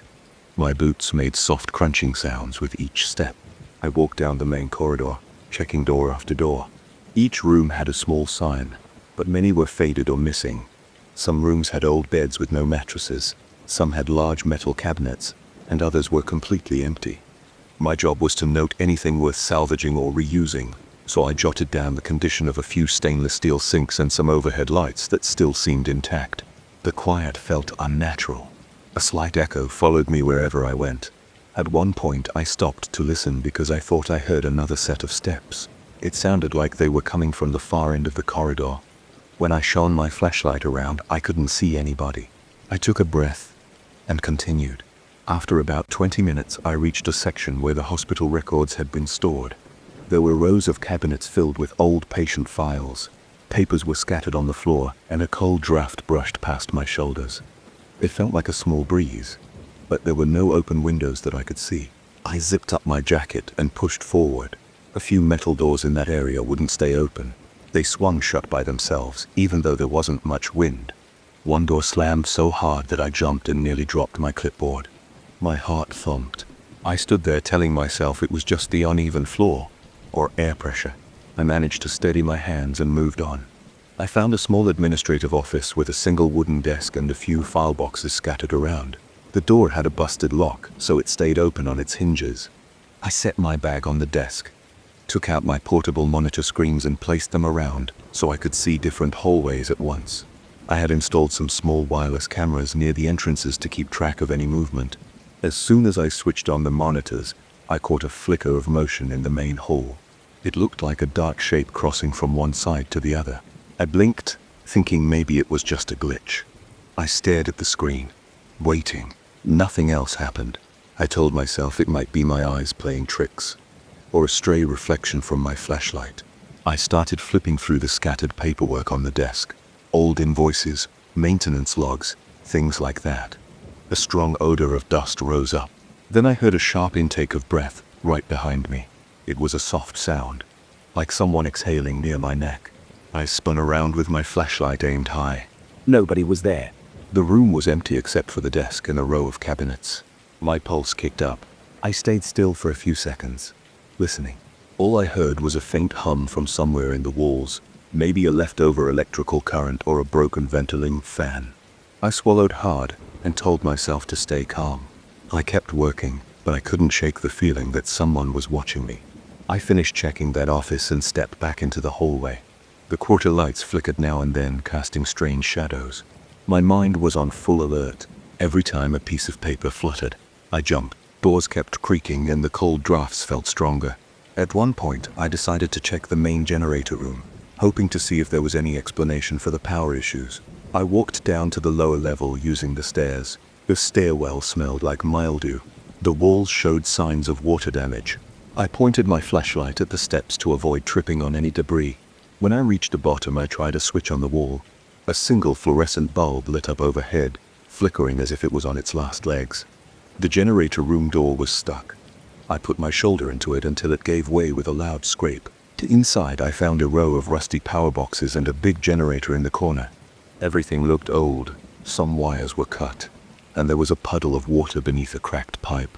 I noted the condition in my folder, snapped a few pictures on my phone, and stepped back into the hallway. That hallway led me past a series of old storage rooms. I heard a muffled clang from somewhere ahead. It echoed once and then stopped. I turned off my flashlight for a moment to see if any light was coming from down the corridor. Total darkness. I turned the flashlight back on and kept going, slow and careful. The floors felt damp, and my boots left wet footprints behind. Curse, another clang rang out, louder this time. It sounded like metal banging against metal. I gripped my flashlight tighter, not sure if there was someone else in the building. I reached the end of the hallway and found a door that led back upstairs. It was slightly ajar. I could feel a draft from the stairwell. That might explain the banging noise. Maybe the wind was moving something. But as I placed my hand on the doorknob, I heard a whisper. It was a short, raspy sound. I froze, shining my light around. No one was there. My throat felt tight. I forced myself to open the door and head up. Each step up was slow. My knee joints felt stiff. The tension made me feel heavier than normal. On the second floor landing, I paused to catch my breath.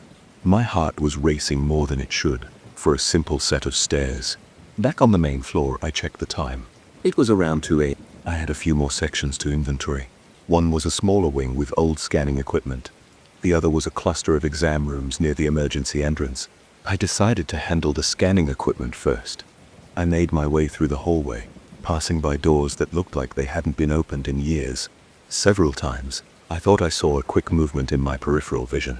It was always a fleeting shape, gone when I turned my head. My palms were sweaty, and I kept wiping them on my pants. When I reached the equipment rooms, I found a large MRI machine covered in dust. Next to it there was a smaller ultrasound machine. I took a few notes, snapped photos, and carefully checked the cables. Some heavy shadows filled the corners of that room because only one overhead light was working. I heard something scrape across the floor in the hallway outside. It sounded like a chair being pushed. My entire body went tense. I tried to ignore it, but curiosity got the better of me. I walked into the hall, shining my flashlight around. A metal stool had moved a few feet from where I remembered seeing it earlier. The stool was on its side as if it had been knocked over. I checked the floor for any sign of a trail, but there was only dust. My skin prickled. I picked up the stool and placed it against the wall. Then I stepped into the next room to finish the inventory there. The door had a small window, and it rattled when I touched it. As soon as I entered, I noticed a slight echo in the space, like the walls were reflecting every sound. A long metal counter ran along one side, with old boxes stacked on top. I found some old hospital supplies inside, gloves, bandages, and a few sealed bottles of disinfectant. Nothing of high value, but I logged it anyway. Suddenly, my portable monitor beeped. I looked at the screen. One of my cameras caught another quick flicker in the main hall. It seemed like a figure rushed from one side to the other. My stomach twisted. I stared at the screen for a long moment. No movement. I wanted to tell myself it was just a glitch. But my brain wasn't buying it.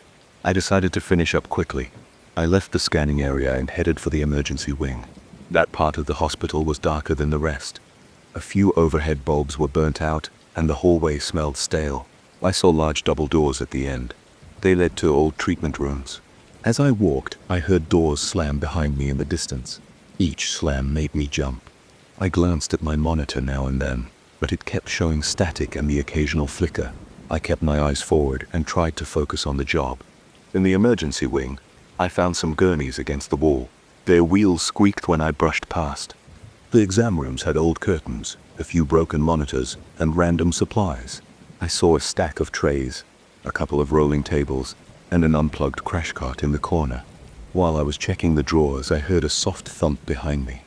It was like something dropping on the floor. When I turned around, I saw that one of the exam lights overhead was swinging as if someone had nudged it. But I was alone as far as I could tell. My breathing turned shaky, and I felt an intense rush of heat in my face, even though the rest of the hallway was cold. I forced myself to stay and check the last of the rooms. Finally, around 3:30 a.m., I wrapped up my notes and decided I had enough information. My head was pounding from the constant tension. I packed my equipment, made my way back to the lobby, and paused near the front entrance. I took one last look at the dark corridors. Several doors were still closed. A few left open. I had done my job, but I felt uneasy, like the place was telling me to leave. As I stepped outside, a gust of cool night air hit me. I felt a wave of relief. The security guard was still in the booth, flipping through his phone. I told him I was done. He just nodded and opened the gate. I got into my car and locked the doors. My hands were still shaking on the steering wheel. I drove away, trying to push out of my mind memories of slamming doors, flickering shadows, and that breath on my neck. The next day, I delivered my report to the demolition company. I stuck to the facts, listed the salvageable items, and made a note about the condition of the building. I didn't mention the strange sounds or the shapes I saw on the monitors. It would have sounded crazy. Maybe the place was just drafty and in disrepair. Maybe my imagination was on overdrive. But I know how I felt in those corridors. I know the chill that ran down my spine. And I'm not eager to set foot in another abandoned hospital anytime soon. I still remember the first time I saw that goat. It was around 3 a.m, and I was standing on a wide flat rock, holding my fishing rod with both hands. The smell of the ocean was strong, and the wind felt a little colder than usual. My flashlight caught something on the edge of the rocks a few steps from the water. I turned the beam and saw this black goat, thin and motionless, staring back at me. It looked all wrong. I had never seen a goat out there, and I fish along that stretch of rocky coastline 2 or 3 nights a week. It wasn't a place for goats. There aren't any obvious trails, and tourists don't bring farm animals. My heart skipped a beat. I just stood there not sure what I was dealing with. Then it took a small step backward, and when I moved my light, it vanished. That was the start of something I can't fully explain. I live on the coast and work during the day, so I head out for fishing trips a few nights a week, sometimes right after midnight. The beach is quieter at that hour. I don't deal with the hot sun or with the people who crowd the shoreline during the day. The fish also seem more active at night. I usually bring a headlamp, a flashlight, my rods, a small cooler, and a bag with extra tackle. The rocky point I like is about a 15-minute walk from the closest parking area. It's not easy to get there if you're not used to rocky terrain. I've walked that path so many times I could probably do it blindfolded. Over the years, I've learned every step, every slippery spot, every patch of sand that shifts under my weight. I've never seen any goat tracks. The whole place is mostly wet rock, scattered shells, and seaweed. It's not a good place for large animals to wander. At night, I remember the sky being cloudy. There wasn't much moonlight. The ocean looked black, except where the waves foamed white. My flashlight beam was the only light source I had. I turned it toward the goat. It stood on a rock slightly higher than the one I was on, maybe about 10 feet away. It was scrawny. Its fur was pitch black and clung to its bony frame. The goat had these narrow eyes, almost grayish in the light. The weirdest thing was the way it looked at me. It didn't feel like a skittish farm animal. It felt like it was sizing me up. My pulse started pounding in my ears. I felt a tightness in my chest as if I was intruding on something. I took a step forward, and that goat jerked its head. Then I tried to angle my flashlight to see if maybe there was a path leading up from the other side. The moment I moved the beam, I heard a quiet scuffling sound. I swung the light back, and the goat was gone. I stood there confused. I tried to see if there were hoof prints in the wet sand at the base of the rock. I didn't see anything. That spooked me more than the goat itself. The sand there was wet from waves splashing. If a goat had climbed down, I would expect to see some marks, but it was just smooth, shining sand. I looked around, scanning the rocks. I saw nothing. I felt a chill settle across my back. My arms felt shaky. I ended up reeling in my line, packing up my rod, and walking back to my car earlier than usual. I didn't want to admit it, but I had the creeps. I kept thinking, did I imagine that? But I knew I hadn't. My flashlight had shown me something very real, or at least it appeared real. I tried telling myself it was just a stray goat that got lost. That should have put me at ease, but I couldn't figure out how it would vanish so fast. I also couldn't stop picturing how bony it was, and how it seemed too aware of me. Over the next few nights, I tried to focus on my normal routine. I got up around midnight or 1 in the morning, threw my gear in the trunk and drove out. The coastline is dark at night, and the roads have minimal lighting. There's a short stretch of single-lane road that leads to the small parking area near the beach. I usually park there, lock my car, and walk down a narrow path of sand and rocks. The path cuts around a natural bluff. If you keep going, you get to a wide section of rocks that juts into the water. That's where I like to fish. The second time I saw the goat, it was about a week after the first sighting. I had convinced myself the initial encounter was just some weird fluke. Maybe someone's goat escaped from a nearby farm. I told a buddy of mine about it, but he just laughed and said, "You were probably too tired and saw a stray dog or something." I almost believed him until that second time. It was around 2 in the morning. The water was calmer than usual. I was fishing from a lower rock closer to the waterline. The tide was halfway out, and I kept my flashlight off to preserve my night vision. The faint glow of the sky was enough for me to see the tip of my rod. I was waiting for a nibble when I heard a noise behind me. It sounded like a soft crunch on the rocks, like something stepping. I flicked on my headlamp. My heart jumped into my throat. There was that black goat again, only now it stood even closer. It was on a rock, maybe 5 or 6 feet from me. It turned its head slowly, and I saw those same grayish eyes. It let out a low sound, not quite a bleat, but more like a groan. The hairs on my neck went up. My skin prickled. I felt the muscles in my shoulders tense, and my hand shook a little. Part of me wanted to go right up to it, but something in my gut told me not to. My mind was racing. I whispered, "What the hell is that goat doing here?" I tried to speak in a calm tone, but my voice came out shaky. The goat opened its mouth again, making that odd noise. Then it turned its body to the side, and I thought it might leap onto another rock. I shifted my headlamp to follow it. In that tiny moment, the goat was gone. I whipped my headlamp around, shining it in every direction. I saw nothing. No clattering of hooves on the rocks. No splashing of water. Nothing. It just disappeared. I felt a sudden wave of pins and needles along my arms and hands. My forehead felt hot, but the rest of my body felt cold. I started to doubt my own senses. I mumbled to myself, there's no way it can just vanish like that. But it was gone. My rod tip jerked at that moment, and I realized I had a fish on the line. I reeled it in with shaky hands. It was a small snapper. I tossed it in the cooler, but my mind wasn't on fishing anymore. I didn't want to stay. There was this heaviness in my chest that made it hard to breathe right. I packed up my gear and left. The whole time I kept turning around, half expecting to see that goat again. I tried to talk with a few fishermen I know, but nobody had a story about a black goat near the rocks. One older guy said sometimes goats or other animals wander down from the hills, but he admitted it was rare. Another friend teased me, calling it my imaginary goat. It started weighing on me. I went out less. When I did go, I felt constantly on edge. I'd shine my flashlight around more than usual. The night sounds of the waves and the wind that used to feel peaceful now made me uneasy. I even tried different spots for fishing away from the rocks, but I always ended up going back because that rocky spot is where I catch the best fish. And part of me wanted to see the goat again, just so I could confirm I wasn't crazy. After about a month, I had nearly convinced myself that the goat was gone. Maybe it had been a stray that moved on. One night I decided to head out because the weather was good. It was around 1:30 in the morning when I parked. The walk to the shore was quiet, and I didn't see any movement on the beach. The tide was low, and the rocks were fully exposed. I stood near the edge, casting my line. The rhythmic sound of the waves calmed me a bit. I started to settle into that fishing mindset where time slows down, and I focus on the line, the rod, and the feel of the water currents. Then I heard it. A single bleat, or maybe that weird groan again coming from behind me. My stomach tensed up. I turned with my flashlight. The black goat stood there this time, even closer. Maybe 4 feet away. I could see the shine of its eyes. Its fur looked a bit patchy around the shoulders.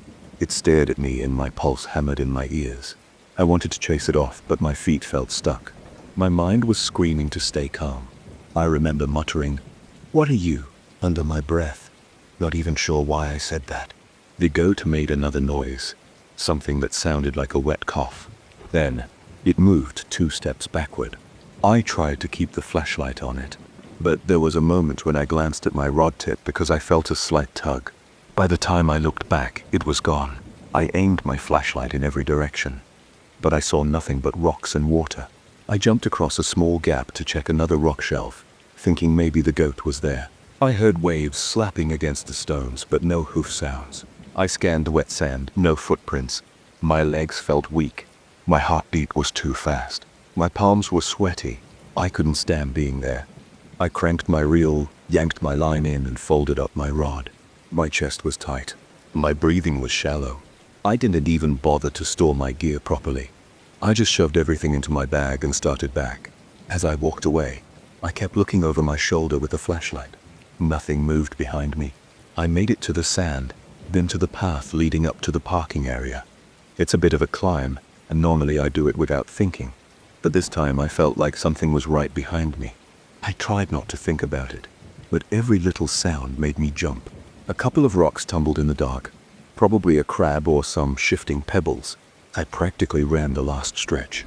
I slammed my trunk shut and locked the car doors once I got in. My hands were trembling on the steering wheel. I noticed my skin felt electric, like when you touch a live wire by accident and get a mild shock. I gripped the wheel until my knuckles turned white. Then I sat there, breathing hard, trying to calm down. The weird thing was, I didn't feel relief. I felt like the goat could still be there in the darkness watching. Since that night, I haven't seen the goat again. It's been a few weeks. I've tried going back to the same spot a couple of times, but I do it less frequently now. Each time I keep scanning around with my light, waiting to see if it appears on a rock or out of some dark corner. It never does. I guess I should be relieved. But a part of me isn't. A part of me wants closure or some explanation. If it's just a normal animal, why does it show up in these places that are so hard to reach? How does it move so quietly and disappear without leaving footprints? Sometimes I think about how it stared at me. Those eyes didn't look wild. They looked calm, like it was checking me out. I can forget how I felt. That prickling sensation along my arms and legs, the tightness in my chest, the way my mouth went dry. I've been in tense situations before. Once I got caught in a riptide while swimming, and I felt fear but also a rush of adrenaline. That goat gave me a different feeling. It was like an edge-of-your-seat alertness that didn't end even after it was gone. It lingered in my muscles, in my heartbeat, in my breathing. I still fish at night, but I'm more jumpy. The nighttime shoreline used to be comforting for me. The darkness and the sound of the water felt like a familiar shelter from everyday stress. Now I can't help scanning the area, worried that goat will be standing there. I'm sure some people would roll their eyes and say it's just an animal, but something about its presence is unsettling in a way I can't shake. That's the story. I wish I had a dramatic ending or a tidy explanation, but I don't. All I know is I saw a black goat on those rocks more than once, and each time it vanished without a trace. It felt too quiet, too deliberate, almost like it was there for a reason. I keep replaying those nights in my mind, trying to see if I missed some detail, but I never spot anything obvious. There's no trail in the rocks that a goat could easily climb, and the sand doesn't hold any hoof prints. It just appears and disappears. It still bothers me, but I guess there's not much I can do about it. I'll keep fishing, because that's what I do.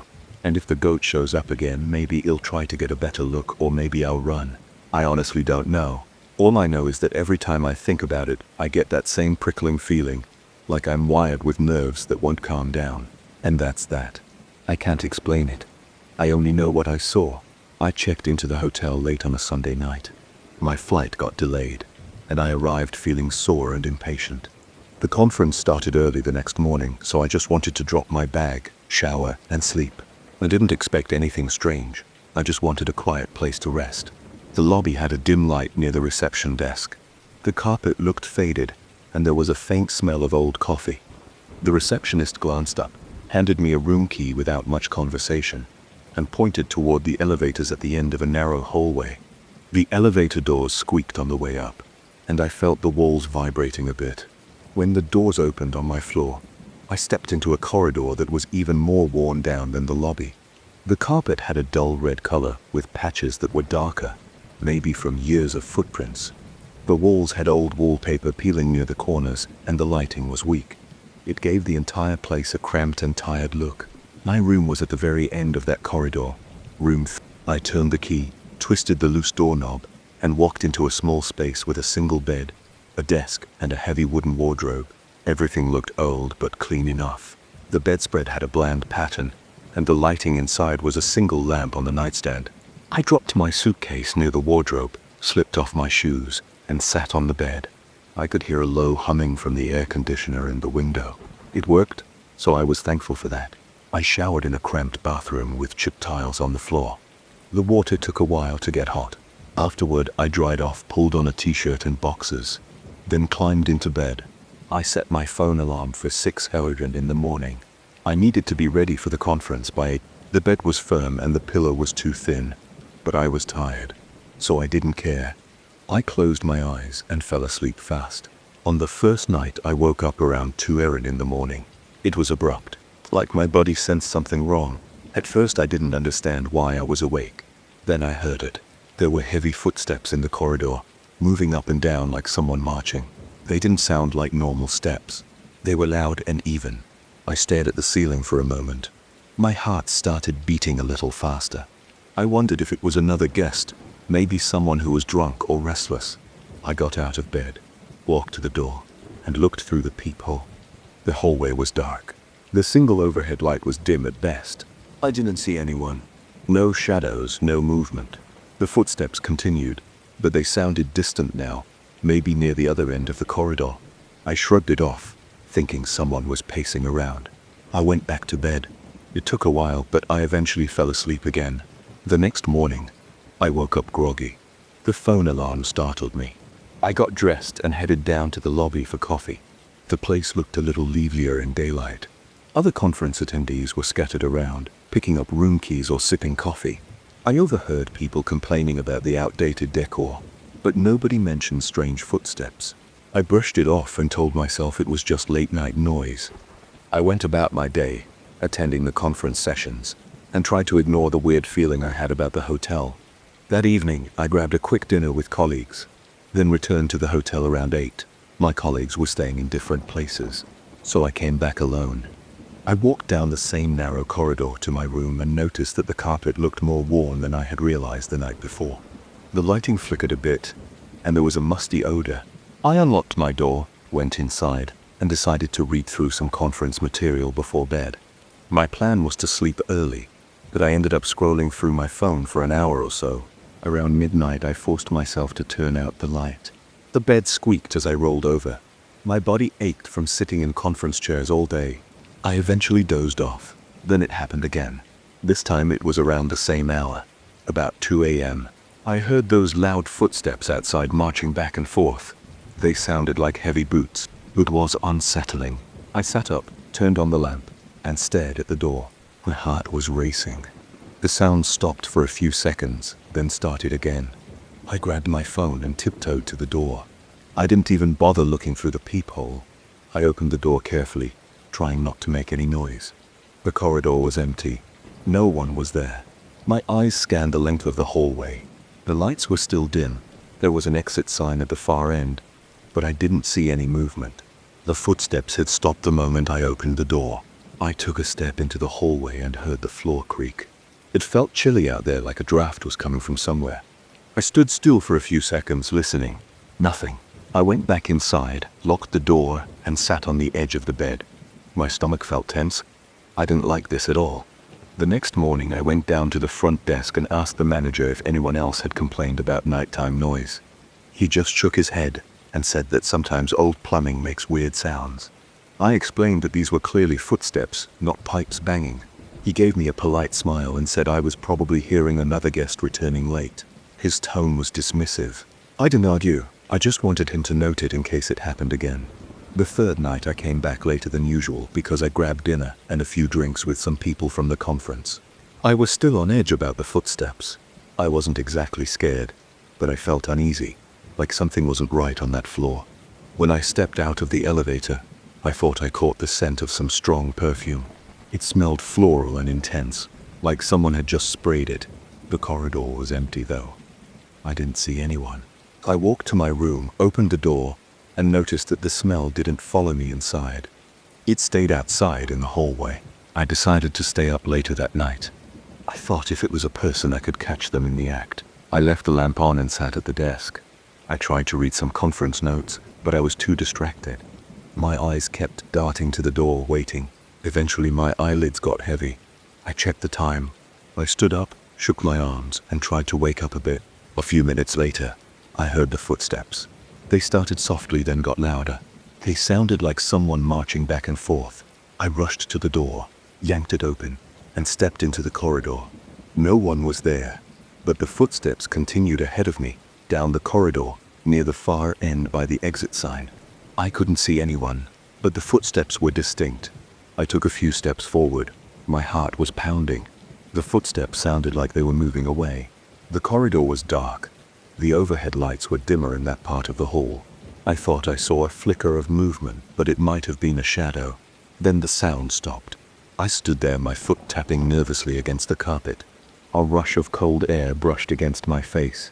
I noticed that strong perfume smell again, like someone was standing next to me. But I didn't see anyone. My eyes scanned left and right. Nothing. I felt a tightness in my chest. My skin got clammy. I backed up slowly toward my door, then slipped back inside and locked it. I paced around my room for a good hour, trying to calm down. I kept looking at my phone, debating whether to call the front desk again. In the end, I decided not to. They'd just say the same thing. I barely slept that night. When my alarm rang at 6, I felt like I had barely closed my eyes. During the fourth day of the conference, I was distracted and tired. People asked if I was feeling sick. I just said I hadn't slept well. That evening, I almost considered switching hotels, but it was only one more night, and everything else nearby was booked because of the conference. I told myself I could get through one more night. I finished dinner with a colleague and got back to the hotel around 9. I forced myself to check the corridor more carefully. I walked slowly, looking around. The walls had old dark stains, and the carpet felt uneven under my feet. The smell of old building materials and stale air was stronger than before. I got to my room, locked the door, and turned on every light. I also turned the TV on low volume for some background noise. I was determined to ignore any strange sounds. Around midnight, I started to doze off in the chair. My eyes were heavy, and my back was sore from the awkward position. I finally got up, turned off the TV, and went to bed. This time, I tried not to think about the footsteps. I focused on counting backwards from 100, hoping it would distract me. I must have drifted off, because the next thing I remember was checking my phone to see that it was nearly 2 in the morning again. My heartbeat was racing like I had been startled awake. I lay there, eyes open, waiting. My ears strained to catch any sound from the corridor. At first, there was nothing, just the low hum of the air conditioner. Then, I heard a faint step, just one. It was followed by a second, then a third. It sounded slow and deliberate, like someone testing the floor. I wanted to get up and check, but my hands felt sweaty, and my legs felt tense. Part of me wanted to hide under the blanket like a kid, but I was too uneasy to move. The footsteps paused. I heard a creak in the hallway, then silence. For a moment, I thought it might be over. I closed my eyes, tried to breathe slowly. Then the footsteps started up again, heading away toward the other end of the corridor. I decided I'd had enough. I threw off the blanket, grabbed my phone, and marched out of my room. The hallway light flickered, and the air felt cold against my face. The corridor looked empty again, but it smelled like that same heavy perfume. It was so strong that it almost made my eyes water. I walked down the hall, checking every single door I passed. They were all closed. There was no sign of light underneath the doors, no sign of movement. I reached the far end and tried the stairwell door. It was locked from the inside, but you could push the bar to exit to the stairs. I didn't hear anyone going down, and I didn't see anyone on the steps. I felt this pressure in my head like my body was telling me something was off. My heart pounded so loudly that I could hear it in my ears. I turned around and headed back toward my room. When I got there, I paused. I looked over my shoulder one last time. The corridor was still and quiet. The perfume smell was gone. I went inside, locked the door, and sat on the bed in the dark. I listened for any more sounds. The next hour felt like forever, but I heard nothing else. I ended up leaving the TV on and dozing off with my back against the headboard. I slept for maybe 3 hours. The next day was my final day at the conference. I packed my suitcase and checked out that afternoon. When the manager asked if everything was okay, I just mumbled something about having a rough time sleeping. He didn't prompt. I didn't bring up the footsteps again. I was too tired to argue or ask more questions. I left that place feeling relieved to see bright sunlight outside. I got into a cab and went straight to the conference venue for the last sessions. I couldn't shake the feeling that something was out of place in that hotel. Even now, when people ask about the trip, I tell them the conference was fine. I don't mention the footsteps right away. But if someone talks about weird hotel experiences, I bring it up. I tell them exactly what I heard. I don't have any explanation. Maybe it was just old pipes echoing through the corridors like the manager said. Maybe it was some guest playing a prank. But the perfume smell, the timing, and the fact that I never saw anyone still bother me. I don't jump to ghosts or anything like that. All I know is I heard those footsteps. I smelled that perfume, and I never saw who or what caused it. I was there for 4 nights, and it happened 3 times. That's all. I left the hotel feeling uneasy and tired, and I'm not interested in going back there anytime soon. That's the story. I don't have a grand conclusion or a big revelation.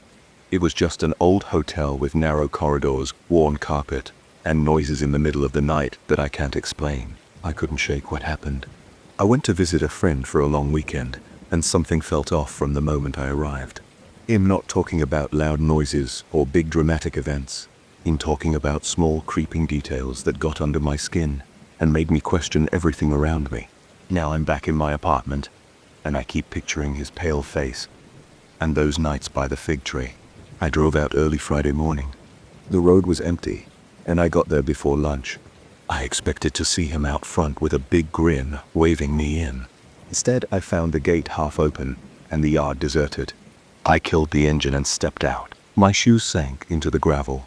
The sun was strong, but the air felt heavy. There was a mild smell like damp soil, even though it hadn't rained. The house stood about 40 yards from the gate, and I saw some old trees in a worn path. I called his name, but I got no answer at first, so I walked to the front door and knocked. He opened the door slowly. He looked awful. His eyes were ringed with deep, dark circles, and his skin looked like he hadn't seen sunlight in weeks. He forced a small smile and tried to sound normal. I asked if everything was okay, and he shrugged. He said he hadn't slept much, and joked that maybe he was just overworked. I noticed something in the hallway behind him. Windows were all covered by thin curtains, even though it was midday. The place felt dim, almost gloomy. I asked if I could come in, and he stepped aside, motioning me to enter. Inside there was a faint, musty smell like unwashed clothes mixed with stale air. I dropped my bag by the couch and asked him again if he felt all right. He brushed off the question, saying he was just stressed, and offered me a glass of water. His hands shook a bit when he handed me the glass. I asked if he was sure about me staying for the weekend, and he said yes. He apologized for not greeting me outside. He blamed his headaches. I watched him rub his temples a couple of times as we talked. That first afternoon, we tried to act normal. We walked around the property. I had been there years ago and remembered the big fig tree near the old well. Back then, we sat under it in the shade. The well was still there, made of rough stones, and there were signs that the area around it was damp. Even though the soil looked dry a few yards away, that spot always seemed dark and slick. My friend kept glancing at it. He'd look for a second or two, then shift his gaze. He never said anything, but he looked uneasy. I heard him sigh once or twice. We went back to the house before sunset. We had dinner, just some rice, beans, and meat he had in the fridge. He barely ate.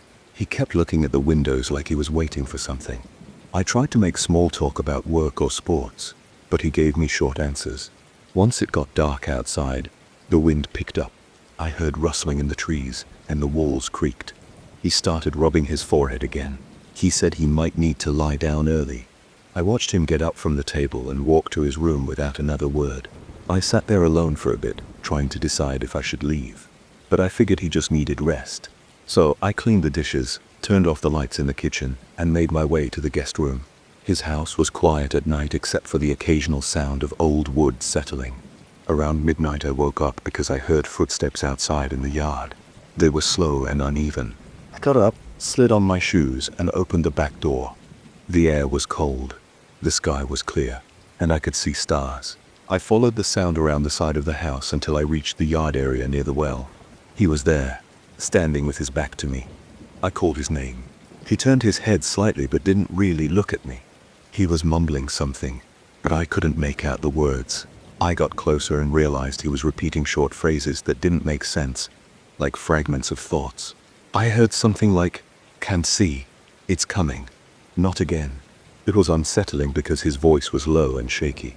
I tried to touch his shoulder, but he pulled away. His eyes were open, but he didn't look fully awake. He stared at the tree and then at the ground as if he was lost. I asked if he was sleepwalking. He didn't respond. He just stood there muttering. I felt a chill on my arms. I looked around to see if there was any kind of light or shape in the darkness. All I saw was a thin, wispy line in the air near the trunk of the fig tree. It looked like steam from a kettle, only it was drifting too slowly to be steam. I caught a faint odor, like something was burning. It wasn't strong, but it was there. My friend suddenly stumbled forward, and I grabbed his arm before he fell. He woke up a bit, then blinking hard. He asked what I was doing out there. I asked him the same thing. He rubbed his face, said he was confused, and that he couldn't remember leaving his bed.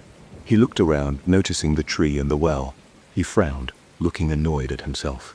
Then he said we should head back inside. His voice was weak.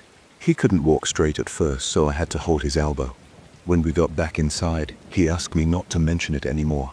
He said he'd been having strange episodes, but that they would pass. He left me alone in the living room and locked himself in his room.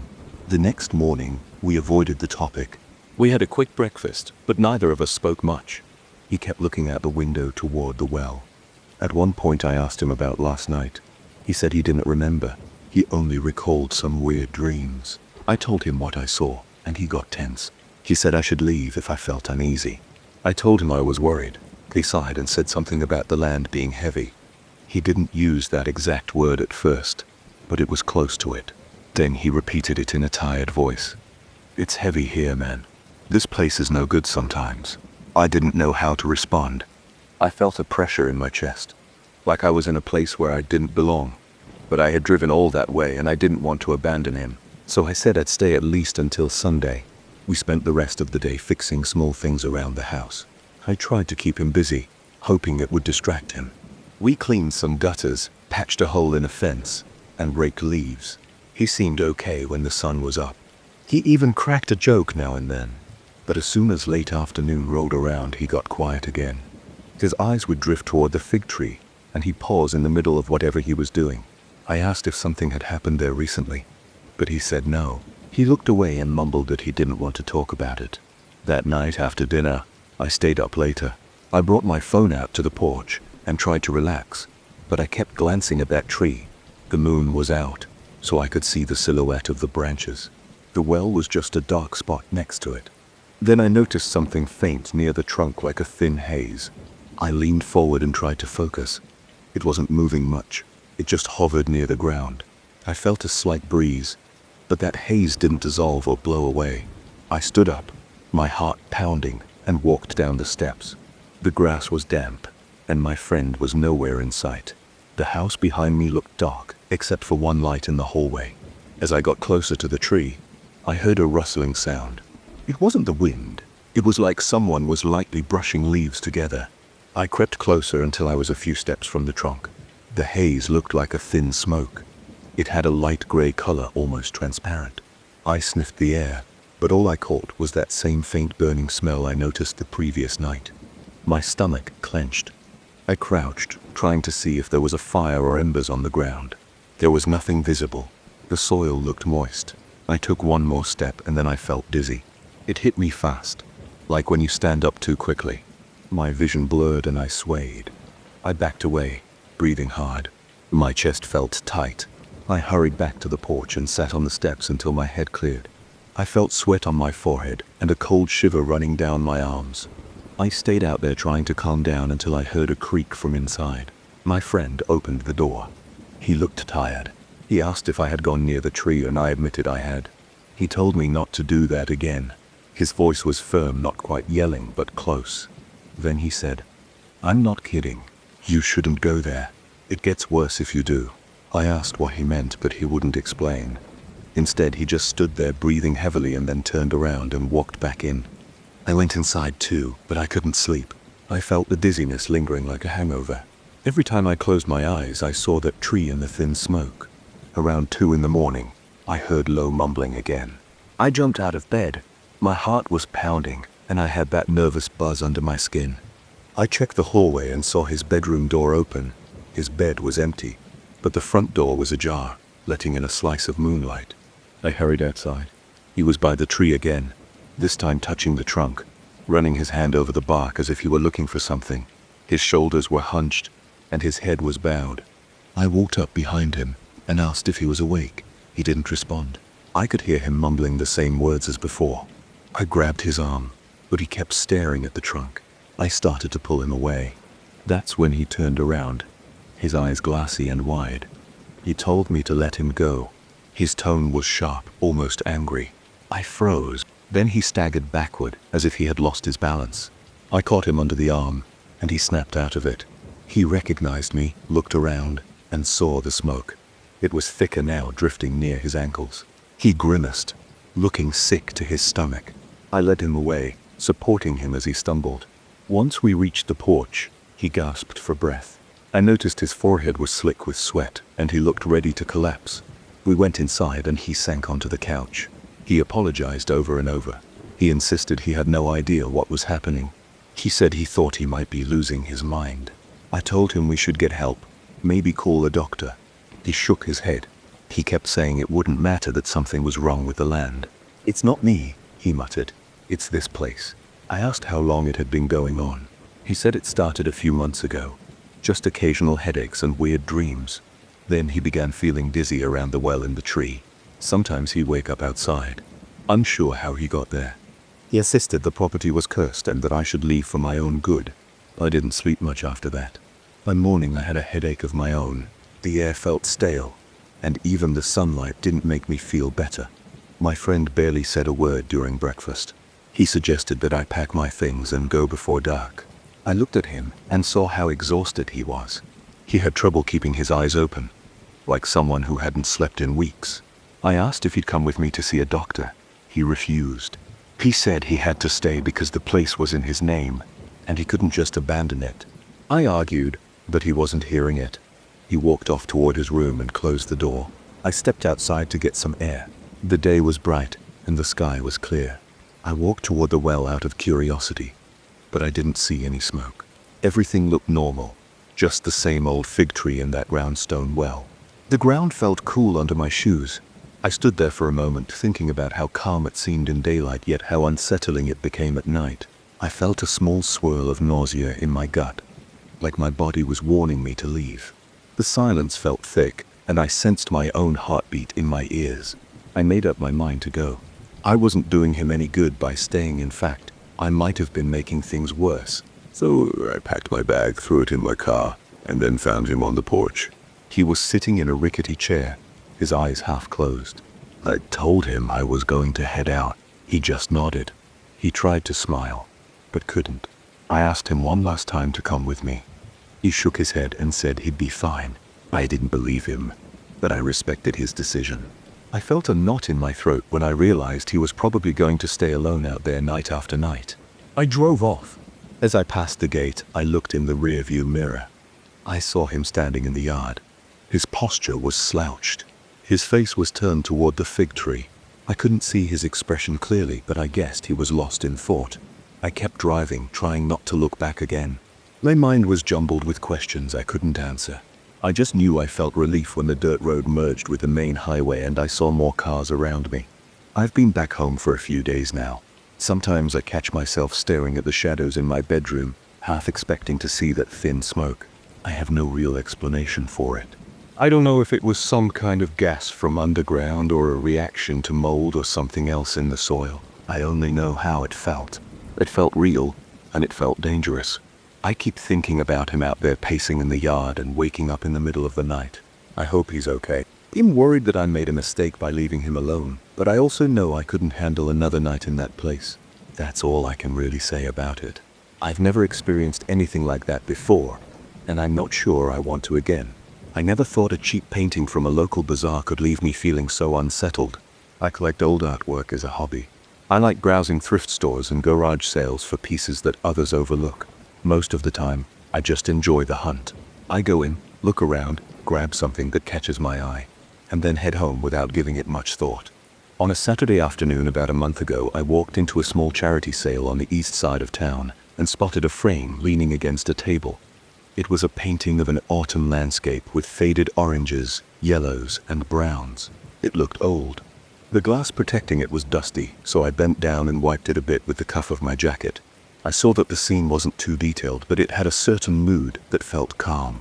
It was cheap, and I thought it might look nice in my living room. So I bought it, handed the cashier $10, and left without asking any questions. When I got home, I put the painting on my coffee table. I studied the brushstrokes. They were thick in some areas, thin in others. There were small patches where the paint looked cracked, like little lines branching out in random patterns. I assumed it was just normal aging from an old canvas. The frame was wooden with a few scratches on the sides. It smelled a bit musty, like it had been in a basement or attic for years. I shrugged it off. It was just another old piece of art with some history.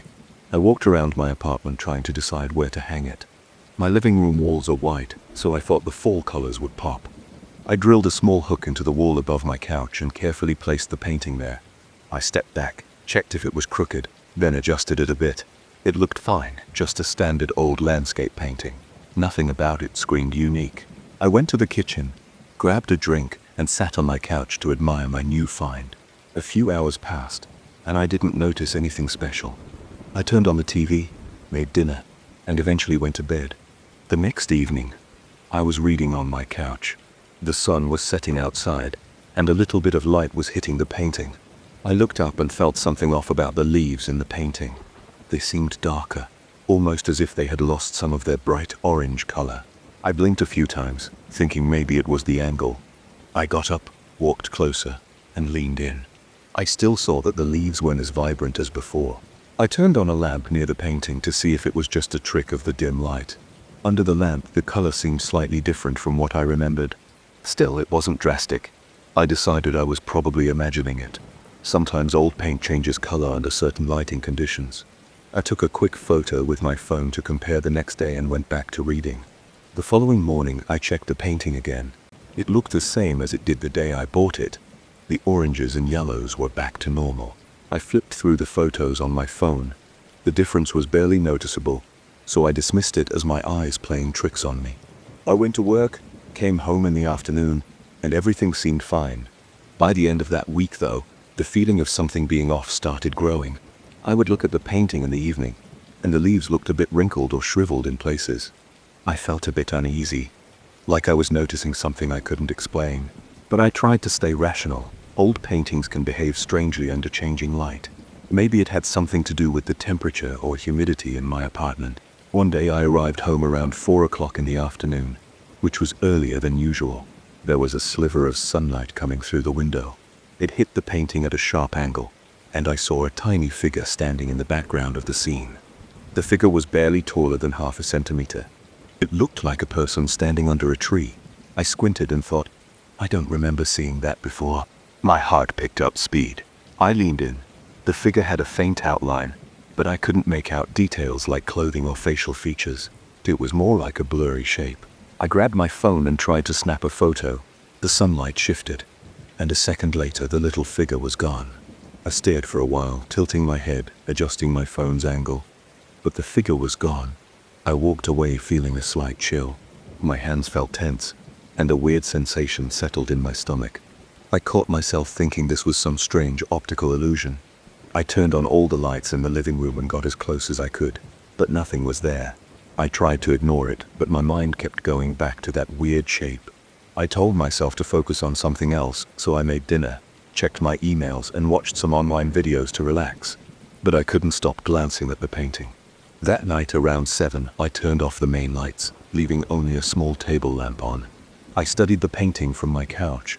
The leaves definitely looked more twisted than they had in the morning. I swear I saw more little cracks in the paint than before. My chest felt tight. I got up and ran my finger gently over the surface, but the glass was smooth. I heard no crinkling of paint. It felt solid. I took a second photo with my phone and compared it to the morning shot. I convinced myself that maybe the difference was in my head. It was subtle. The texture in the pictures was almost the same. But something in my gut told me there was a shift happening. I felt anxious enough that I had trouble falling asleep. Over the next week, the sensation that the painting was changing kept getting stronger. I didn't see the little figure again, but I noticed that every evening after 6, the colors seemed dull. The browns looked muddy and the oranges looked more like russet or rust. My heart would pound each time I walked by. It didn't feel right. I took more photos, tried to compare them in various lighting conditions. Nothing was obvious, but I still felt unsettled. I wasn't sure if I wanted to leave it on my wall or throw it out. Yet I told myself I was overthinking it. I told myself to calm down, that I was fixating on this for no reason. One Thursday, I came home and decided to ignore the painting. I didn't look at it for hours. I made dinner, ate in the kitchen, watched a game on TV, and tried to keep my focus elsewhere. Around 8. I walked to the living room and froze when I saw a faint crack in the paint, near the center where the tree trunks were. I swear it hadn't been there earlier. It was long and thin, running diagonally for a few centimeters. I grabbed my phone and took a photo right away. I tapped the screen to zoom in. It wasn't my imagination. The crack looked real. I felt my pulse in my neck, and my hands started shaking. I took a closer look at the painting with a flashlight. The crack looked like a small fault line, branching a bit at the ends. But when I touched the glass, there was no bump. I couldn't feel the crack. It looked like it was in the paint beneath the glass. The next morning, I checked the painting around 9. The crack was gone. It wasn't faint. It wasn't smaller. It just wasn't there. I took another photo and put it side by side with the one from the night before. The night photo clearly showed that crack. The morning photo showed a smooth patch of paint. I felt a jolt of panic. I rubbed my eyes. I wondered if I had taken a photo of some random spot on the painting, but the trees were in the exact same position. It was the same area. I felt a cold sweat on my forehead. My stomach tensed, and I had to walk around my apartment a few times to calm down. That day at work, I couldn't focus. I kept replaying the image of the crack in my head.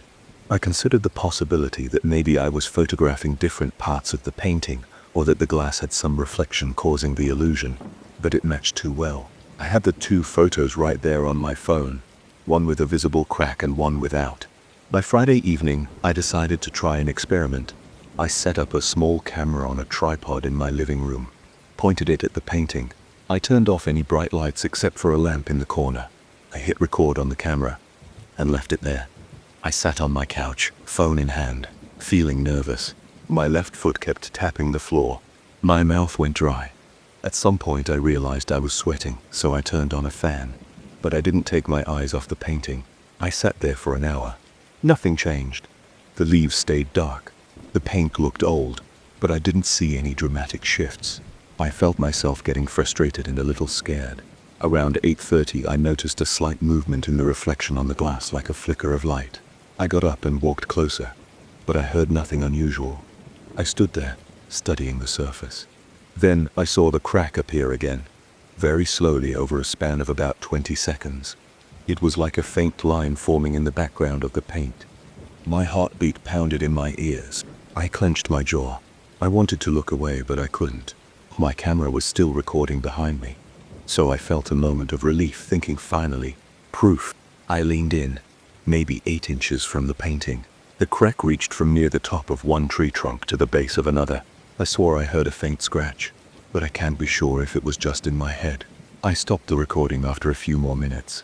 I replayed the footage, but the video was grainy under the dim lamp, and it was hard to see anything conclusive. I cursed under my breath. It just showed me standing up and staring at the painting.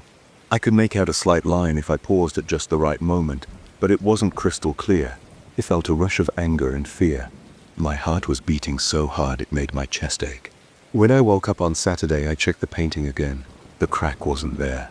The leaves were bright again. I felt a wave of nausea. My hair stood on end. I couldn't explain any of it. I snapped a fresh photo. It matched what I saw in person. No crack. I turned on the lamp, closed the curtains, tried to recreate the same evening setup. Nothing changed. It stayed intact during the day. I ended up turning off the camera. I didn't know what else to do. Over the next few days, I kept glancing at the painting whenever I passed by. My appetite suffered. I found myself eating less and pacing around the living room. My neck and shoulders felt stiff. Every time the sun went down, the painting took on that dull look again. The leaves lost their bright hue, and the crack sometimes showed up, sometimes didn't. I never saw the little figure again, but I kept feeling a presence in the background. Sometimes I thought I saw a shadow near the horizon line. Then I'd stare long enough to doubt my own eyes. I stayed up later and later trying to catch changes on camera, but my recordings were never obvious enough to share with anyone. I didn't even know who I would show them to. It just looked like a normal painting in shaky nighttime footage. A few days ago, I decided to stow the painting in my closet. I took it off the wall and leaned it against some boxes. My living room looked empty without it, but I felt a bit of relief not seeing it all the time. However, last night when I walked by my closet, I smelled something musty that made me think of old paint and wood. I opened the door and stared at it in the dark. I couldn't see any changes, but my heart started racing again. I quickly closed the door and tried to push it out of my mind. I don't have an explanation. All I know is that the painting acts strange at night. The cracks appear and vanish. The colors fade and return. There was a shape in the background once, but it came and went. I've tried to reason it out. Maybe the paint is sensitive to temperature or humidity. Maybe the glass is warped, or the old frame has some effect under certain angles of light. Still, my gut tells me something else is going on. I haven't had the nerve to toss it out. Part of me thinks it's just an old piece of art, and I'm getting worked up over nothing. Another part of me feels nervous whenever I think about it. My palms get clammy, my stomach gets tight, and my breathing gets quick. For now, I keep the painting in that closet. I still check it once in a while, just for a few seconds. I see the same autumn scene. Sometimes it looks perfectly normal. Sometimes I see faint lines that might be new cracks. It's never straightforward. I don't talk about it with friends or family. I'm not sure they'd believe me anyway. I might bring it to an art restorer at some point just to see if there's a chemical explanation, but a tiny voice in my head whispers that there's something more to it than that, and I'm not sure I'm ready to find out. I never expected my night to take such a sharp turn. One moment I was driving along a quiet highway after visiting my parents. The next I was standing on the shoulder staring at the sky, wondering if I was losing my mind. It was around 10 at night, and the road was empty. I had maybe 2 hours of driving ahead. I felt tired, but I wasn't nodding off or anything. I just wanted to get home, drink some water, and crash into bed. Yet the events that followed changed the whole tone of the drive. I had left my parents' place a bit later than usual. Wade had dinner, and I stuck around for coffee and some cake. My mom always insists I eat more, and I usually give in. I felt full and slightly bloated. My dad told me to watch out for deer on the highway because he'd heard stories from neighbors. I said I would, threw my bag in the trunk, and headed out. The first hour of my drive was straightforward. Nothing but darkness, a few streetlights near small towns, and then back to the darkness again. The sky was pretty clear. I could see stars through my windshield whenever the overhead lights thinned out. I noticed a soft rattling noise from my car's front left side. It started off faint, then got a bit louder.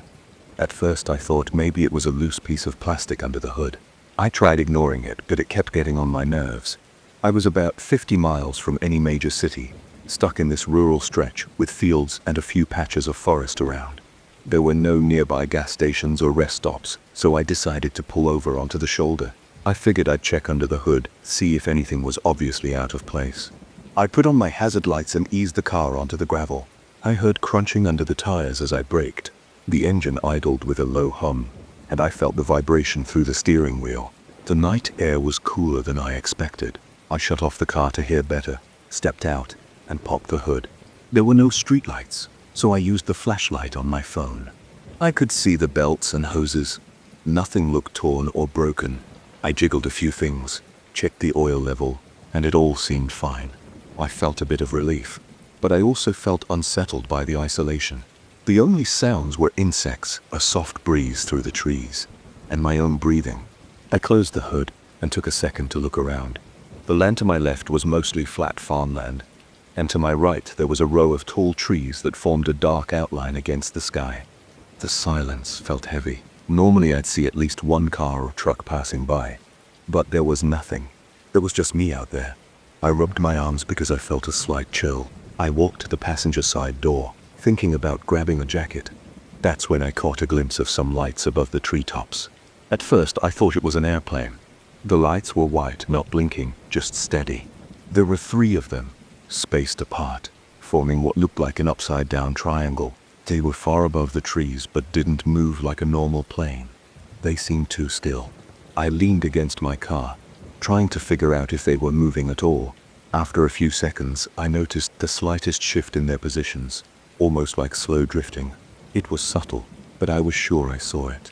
There was no engine noise, no drone hum. The only thing I heard was my own breathing and the distant sound of wind. I felt my heartbeat thumping in my chest, my stomach tightening. I kept staring, waiting for them to blink or do something normal, like crossing the sky. But they didn't blink. They glowed with a faint, consistent brightness. The shape looked too perfect to be random stars. I wondered if it was some new kind of aircraft, maybe a military project. I tried to make sense of it. My phone was in my hand, but for some reason I just stood there. My mind locked onto the lights. I felt a knot in my throat. My mouth went dry. After maybe a minute, I remembered my phone had a camera. I scrambled to open the camera app, but my hands were shaky. I aimed at the sky, trying to zoom in. On the screen, I couldn't see anything but darkness. I fiddled with the brightness settings, but it didn't help. The phone wasn't picking up the lights in detail. I switched to video mode, but by the time I did, something changed in the sky. The 3 lights moved closer together until they became one single point of light. It happened in less than a second, like they merged into a single source. There was no sound, no flash, just a quick shift from 3 to 1. My heart raced, and I felt a rush of adrenaline in my arms. They felt almost numb. Then, in a burst of motion, that one light shot straight across the sky.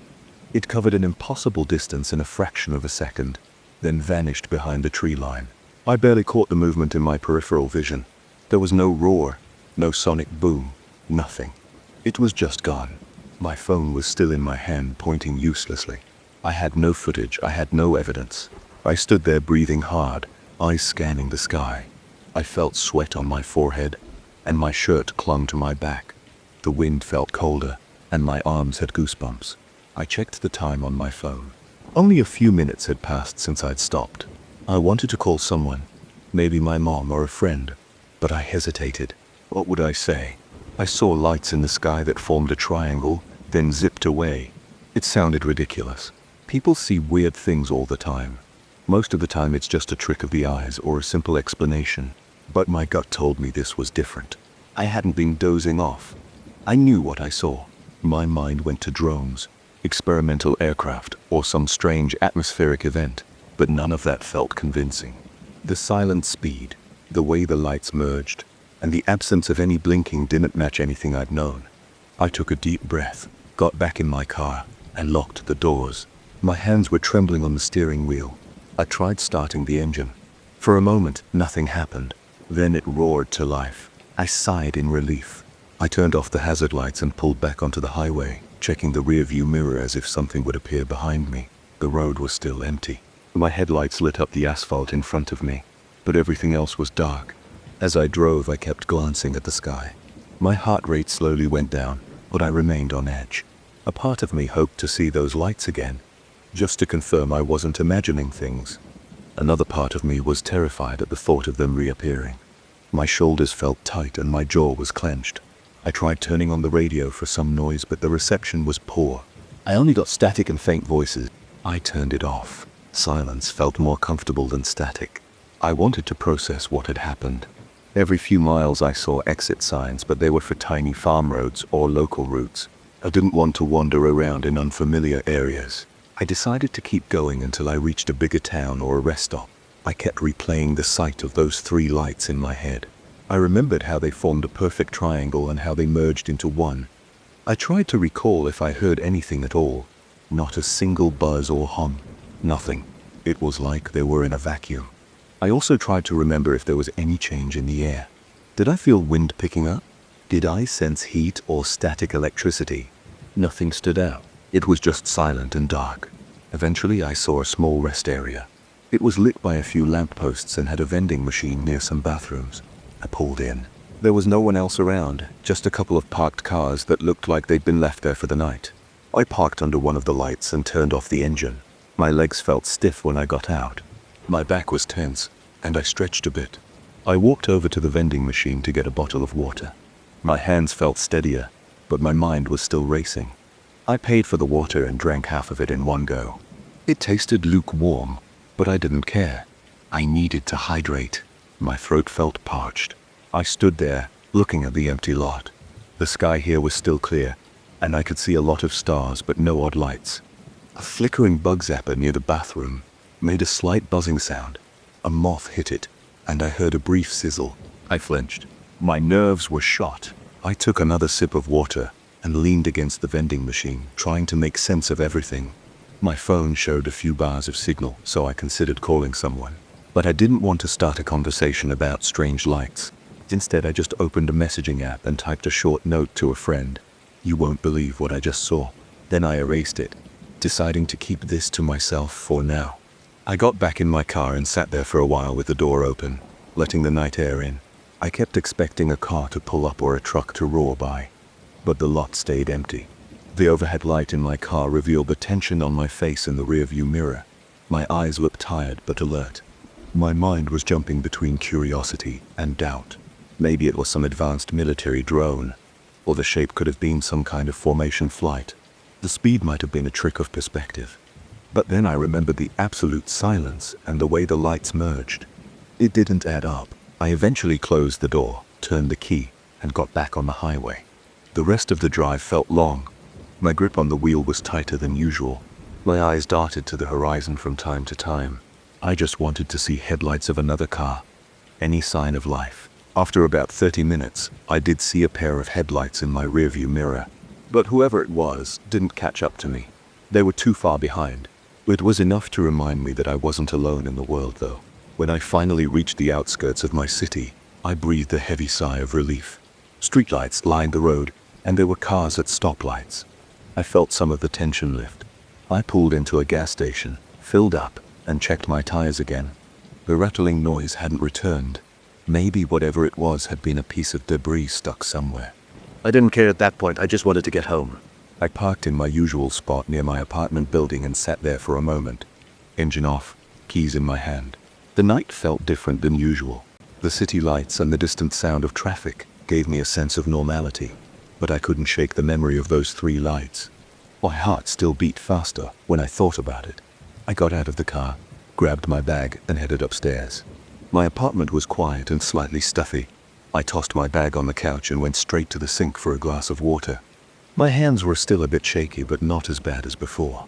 I wanted to shower and go to bed, but I also felt a strong urge to do some quick research. I opened my laptop and searched for recent UFO sightings in that area. I skimmed through a few results. Most were vague or had no real evidence. Some people reported triangular lights, but I couldn't find anything specific to that exact time or location. I clicked around for maybe 20 minutes, then gave up. My eyes were tired, my muscles felt heavy. I shut down my laptop, stripped off my clothes, and took a quick shower. I stood under the water trying to relax. Images of those lights kept flashing in my mind. After I dried off and pulled on a pair of shorts, I flopped onto my bed. I stared at the ceiling, feeling the weight of the day. I still had no explanation. All I could do was replay the events piece by piece and wonder if it could have been something normal. But the speed and silence still seemed unreal.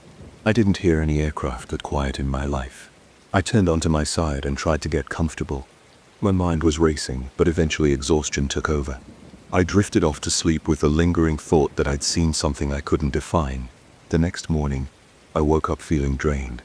My back ached, and I had a mild headache. I forced myself out of bed, got dressed, and went about my usual routine. As the day went on, I tried to bring it up to a coworker. Just a casual mention of, I saw something strange on the highway last night. Their reaction was polite confusion. I backed off and changed the topic. I didn't want to push it. I realized that without footage or another witness, I just had my word. I could already imagine the jokes or eye rolls, so I kept quiet. Even now, I think about those lights every so often. I drive that same route to visit my parents, and can't help but look at the sky. I haven't seen anything like it again. That one night, though, felt too real to dismiss. I still don't know if it was some secret tech or a rare atmospheric event. All I know is that it happened in front of me on that lonely stretch of road. I wish I had more proof, but that's the end of it. I saw 3 lights become one and shoot off silently. It lasted only a few minutes, but it's burned into my memory, and that's all I can say about it. I remember the day I saw him again, clear as any memory I've got. It felt like catching sight of a ghost, but it was just a guy I used to see every week at the gym. He was standing by the front entrance in his old hoodie, staring inside like he was trying to figure out if he should go in or not. That got me right away. He looked exactly the same as before, but he wasn't moving. He didn't smile or nod. He just stared. It pulled me in because I recognized him and thought, where the hell has he been? He vanished months ago without a word. I'd been thinking about him on and off since he dropped off the face of the earth. He used to come to the gym regularly, run on the treadmill, do some weights, crack a few jokes with the guys. Then, one day he was gone. Someone said he moved. Another person said he gave up on working out. None of us had proof. He wasn't on social media anymore. He didn't answer calls. I texted him once or twice, got no reply. Eventually, I just moved on. Then out of nowhere, there he was. When I saw him standing by the door that afternoon, I felt a jolt in my chest. My lungs felt tight, like I was surprised, but also a bit concerned. I walked up to him and said his name, trying to get his attention. He turned his head toward me, but didn't speak. I remember looking at his face. His eyes looked tired, and his cheeks seemed a bit thinner. But he wasn't sick-looking exactly. He just looked distant. He gave me a quick glance, then turned away and walked towards the street. I followed him, calling out, "Hey man, where have you been?" He didn't stop, didn't even slow down. He crossed the road and I tried to get close enough to tap him on the shoulder or something. The traffic was light, so I thought I could keep up. But as soon as I reached the other side, he was gone. I looked right and left. There was an intersection. I checked to see if he turned. Nothing. It felt weird because I was sure he couldn't have gotten far. I jogged to the corner, looked down the block. I didn't see him. There wasn't a store open there. No car door slamming shut. No engine starting. He just wasn't there. I stood there for a while checking the sidewalk, thinking maybe he'd ducked into some doorway. I felt uneasy. My stomach was tense. My forehead was sweaty and not from exercise. I knew what I saw. I wasn't imagining it. He had been right in front of me. Then suddenly he wasn't. I went back to the gym feeling a little off balance. One of the employees at the front desk asked me if everything was okay, because I guess I looked rattled. I told him I thought I saw someone I hadn't seen in a long time, but the guy disappeared. He shrugged and said something like, "It happens to me sometimes." Maybe it was just a look-alike. I couldn't explain properly, so I just nodded. The next day I showed up at the gym around the same time. I wanted to see if this guy would appear again. I wasn't expecting anything, but I just felt compelled to check. I was standing outside, scanning the sidewalk. I didn't see him. I felt a bit disappointed, so I went inside and tried to focus on my workout. Halfway through my routine, one of the front desk attendants came up to me and said, "Hey, I saw your buddy from yesterday." I dropped the dumbbell I was holding and turned to him, my heart kicking up a beat. I said, "Where did he go?" The employee shrugged and said he was standing near the windows at the front. He didn't come in, didn't talk to anyone. Then he just walked away. I put down my stuff and hurried to the entrance. There was no sign of him. This was the second time in 2 days. It made me frustrated. It wasn't normal. My palms felt clammy. I felt a slight shake in my fingers. It wasn't fear exactly, but it was a jumpy feeling I couldn't ignore. There was something about his behavior that was cold, weird, and so quiet. After that, I decided to reach out to some mutual friends. Started with a guy we both used to chat with sometimes in the locker room. He said he hadn't heard from him in a long time. We talked about the last time we seen the missing friend. He told me that after he dropped out of the gym, he never answered calls or texts. He also confirmed the rumors that the guy had deleted his social media, but he didn't know any real reason for it. It was all guesswork. Maybe a new job, maybe problems at home, but nothing specific. Then I tried another friend who used to run with him on the track. She said the same thing. No contact for a long time. I started feeling uneasy. People don't usually drop off the grid completely like that. But I also knew it happens. Some people isolate themselves. They get tired of everything and decide to vanish in a sense. But what was with this reappearance? If he wanted to be invisible, why keep showing up outside the gym? I went back to the gym the next evening again around the same time. I kept an eye on the door every few minutes. I did some squats, did some push-ups, and took a break by the water fountain. My ears were tuned in to any sound that might indicate a commotion near the entrance. Every time the main door squeaked, I'd glance over. No sign of him. After finishing my workout, I walked out, feeling a mix of disappointment and relief. There was a small part of me that felt on edge. I didn't like feeling so wound up about a guy who might just be messing with me or dealing with his own stuff. The following week, I didn't see him at all. I kept asking around, but no one else had caught a glimpse. Some people laughed it off, saying maybe I was seeing someone who just looked like him. That irritated me because I knew what I saw. A few days later, I tried driving around the block after leaving the gym, thinking maybe I'd find him wandering. Nothing. Everything was normal out there. I went home feeling a bit foolish. I started to think maybe I should just let it go. If he didn't want to talk, that was his decision, but it nagged at me. I remembered his expression. It was so blank. I had never seen him look that detached before. He used to be social enough, or at least polite. Now it was like he didn't recognize anyone or care about anything. I also remembered how quiet he had been. No greetings, no explanations, no small talk. One evening I was talking to my girlfriend at home, explaining this whole situation. She asked me if I checked with the gym staff more thoroughly, so I decided I would go during a quieter time and see if someone else had seen him. The next morning around 10, I showed up. The gym was less crowded. The main manager was there, a guy I knew reasonably well. I asked him if he'd seen our missing friend.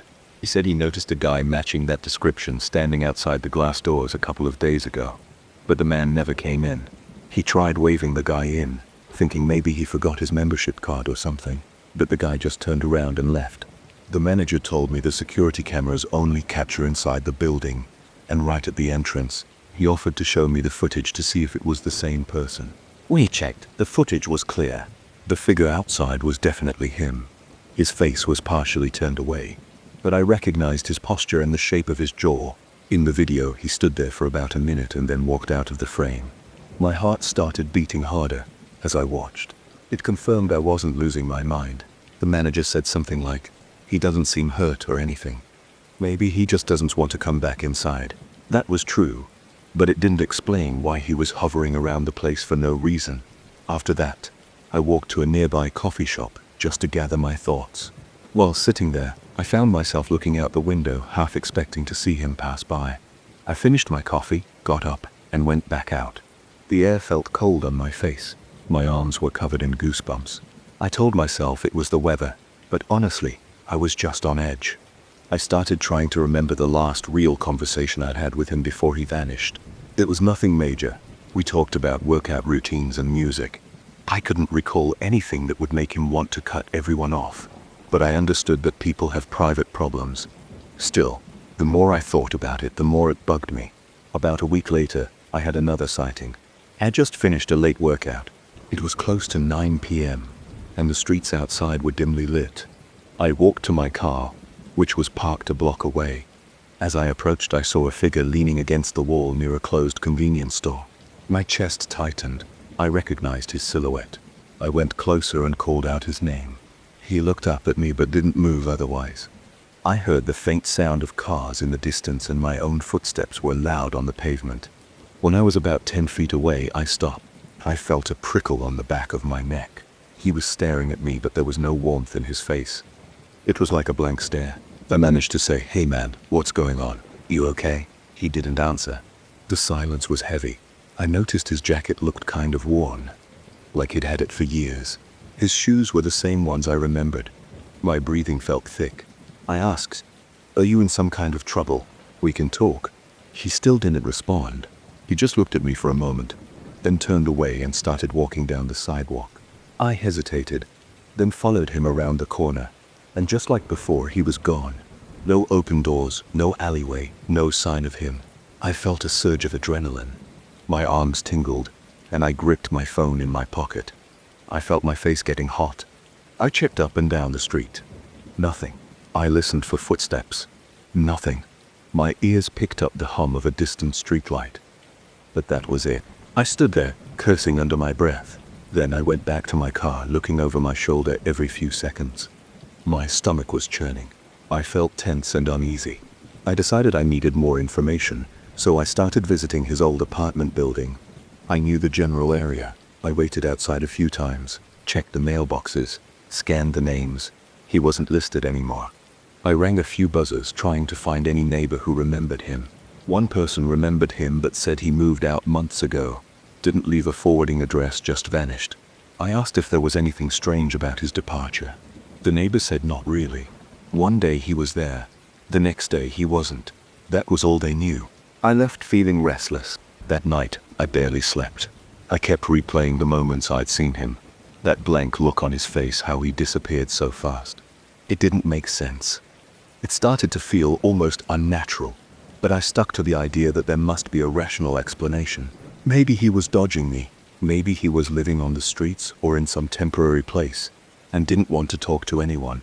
Maybe he owed money or had personal issues. My mind went to 100 scenarios.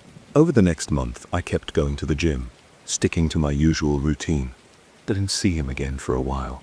I told myself to let it go, that he obviously didn't want contact.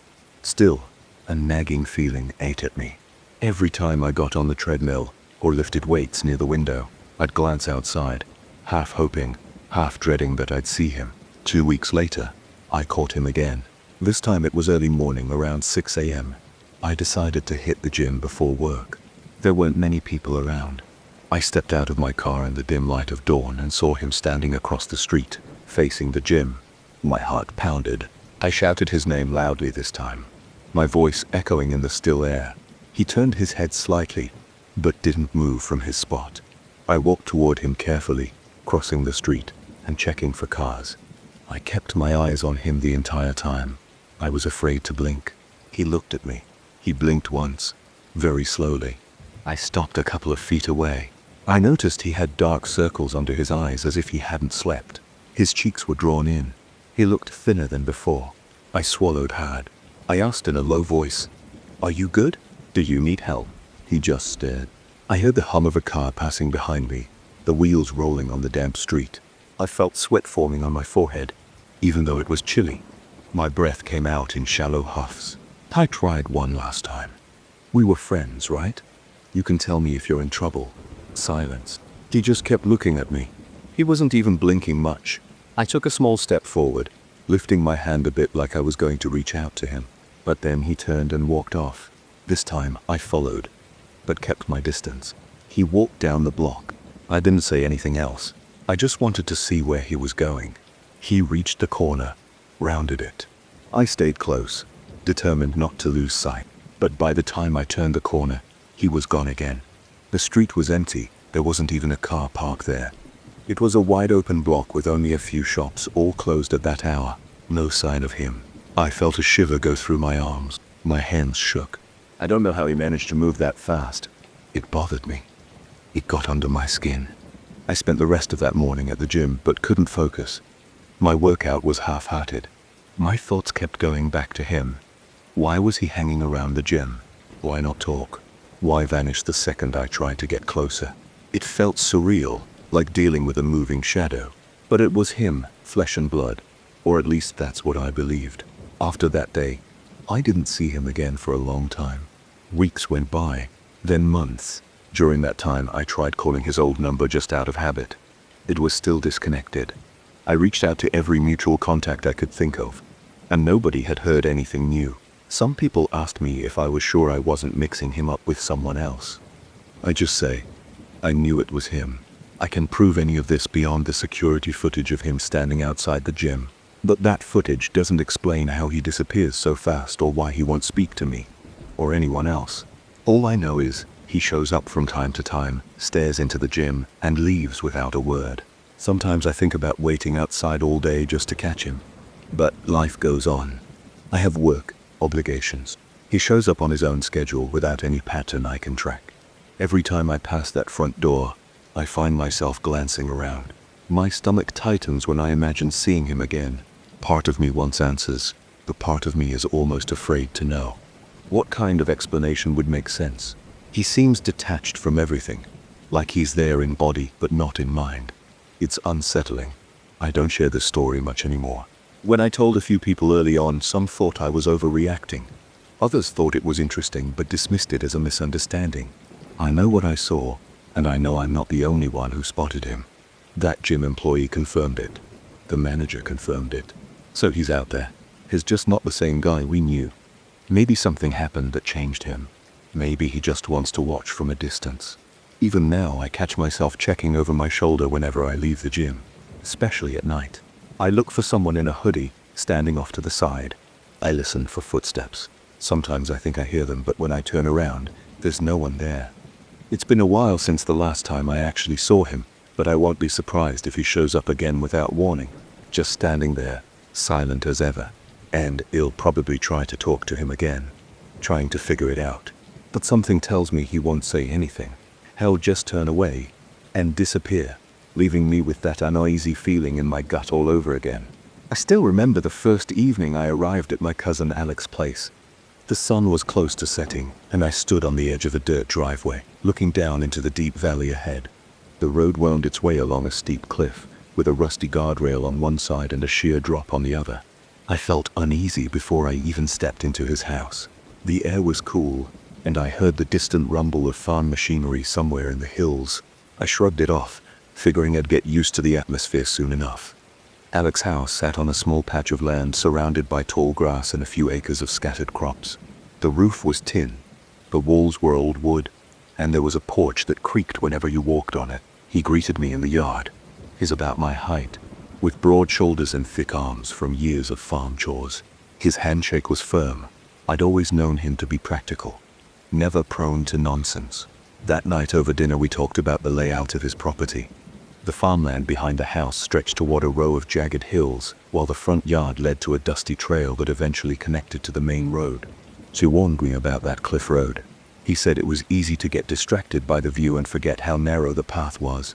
I went to bed in a small guest room on the house's south side. The walls were thin, and I could hear the sounds of the night outside. At first, it was just crickets and the occasional rustling of leaves. Around midnight, I heard a strange metallic clanging in the distance. It sounded like someone hitting an empty container with a heavy bar. It echoed through the valley in a pattern, like a slow set of beats. Clang, clang. I sat up in bed. My heart pounded a bit. I wondered if maybe it was some old piece of machinery that turned on at a scheduled time. I tried to ignore it, but it kept going for a few seconds, then stopped. When it stopped, there was absolute silence. I lay awake, holding my breath, but the noise didn't return that night. The next morning I mentioned the sound to Alex over breakfast. He was drinking coffee at the table, staring out the window at the rising sun. He shrugged and said he hadn't heard anything. He suggested it might be the mining operation a few miles away. They sometimes did late-night work involving trucks and metal parts. I didn't argue. It made sense. Farms, mines, and all kinds of mechanical equipment dotted these hills, so it didn't sound too far-fetched. Still, I couldn't shake how rhythmical it had been. It felt like something deliberate. I spent the day helping Alex with some simple chores. We fed the animals, patched a few holes in the barn roof, and cleared some tall weeds at the edge of the property. While I worked, I kept looking up at the rocky hills in the pale sky. Everything looked ordinary, just rural life at its most basic. The smell of grass and earth clung to my clothes. My arms got sore from using a shovel to clear out old debris in the barn. By late afternoon I was tired but satisfied. Nothing felt out of place in daylight. That second night I sat up in bed again around midnight. I felt restless. My body was worn out, but my mind wouldn't settle. Then I heard the banging noise again. It was faint but unmistakable. Clang, clang, clang. It sounded like someone was striking a huge metal tank over and over. This time I got out of bed and stood at the window. It was dark, but I could see the silhouette of trees against the moonlight. I opened the window a crack, letting in a cool draft. The noise felt distant but strong, like it was echoing against the rock walls of the valley. I pulled on a jacket and quietly left my room. I went out the back door because I didn't want to wake Alex, so I used a small flashlight to see the ground in front of me. The air smelled like damp earth and pine. I walked past the barn, heading toward the faint noise. With each step, I waited to hear it again. But it stopped. The night was completely still. I turned off my flashlight for a moment to listen. Nothing. Not even a breeze. I stood there, feeling my heartbeat in my chest. My ears seemed almost too aware of the silence. After a minute, I gave up and went back inside. I crept into bed, but I couldn't sleep. My thoughts kept drifting to that clang, clang, clang. Why did it stop whenever I got closer? The next day, I asked some neighbors about it. There's a family that lives about half a mile down the road. They're older folks who've been there forever. I brought it up casually while chatting in their front yard. They just laughed and said they hadn't heard anything. They joked that maybe I was spooked by the echoes of mining trucks. I didn't sense any malice in their laughter. It was more like they genuinely believed nothing strange was going on.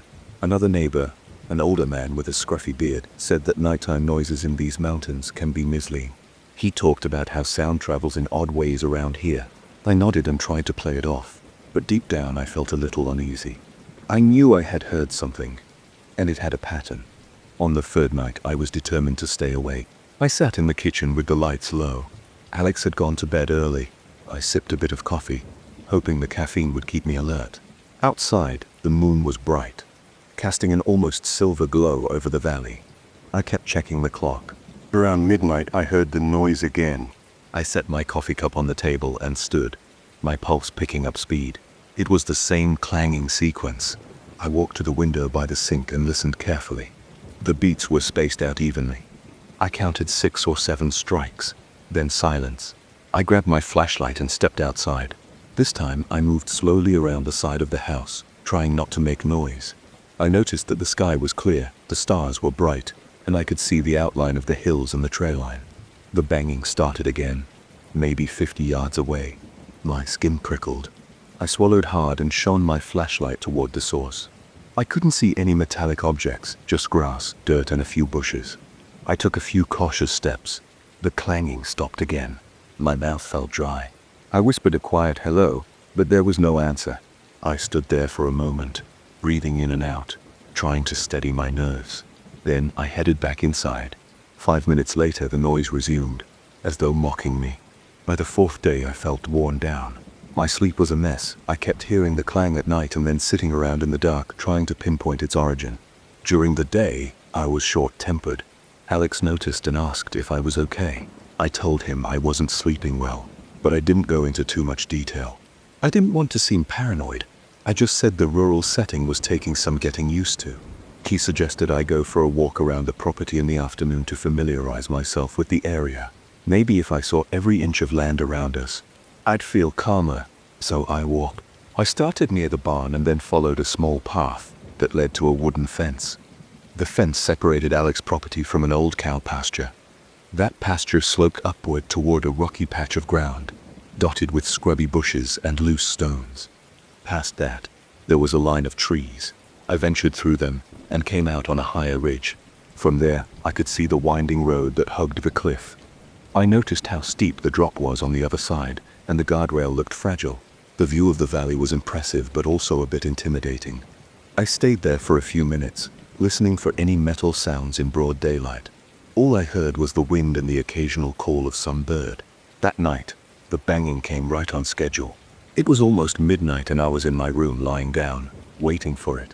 I turned off the lamp and just listened. Sure enough, the clanging started that same rhythm. My heart pounded, my palms got sweaty, and I forced myself to wait to see if it would continue. It did, for a few seconds, then silence fell again. I got up, pulled on my shoes, and went out. I walked around the side of the house, shining my flashlight into the field. No sign of anything unusual. I decided to venture out a bit farther.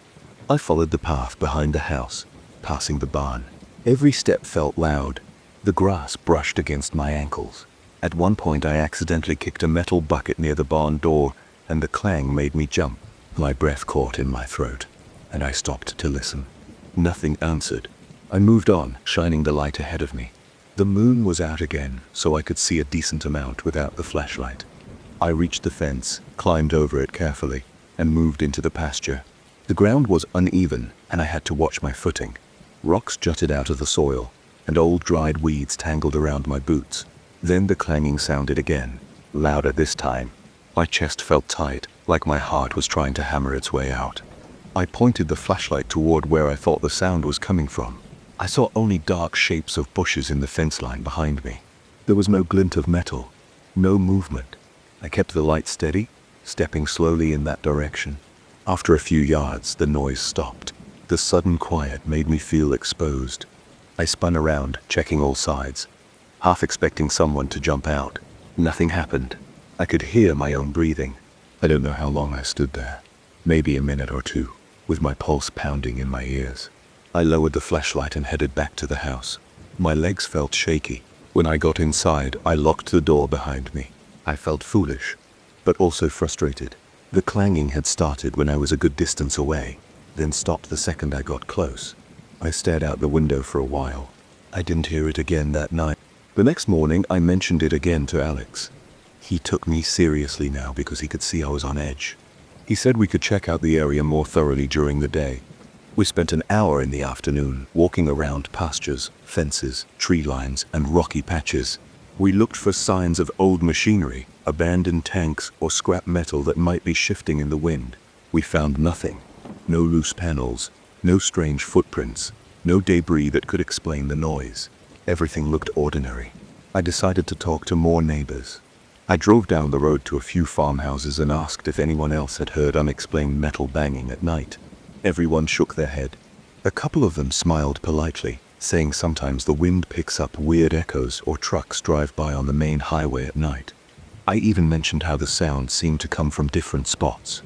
One guy just shrugged and said sounds bounce in the valley, so it's hard to pinpoint direction.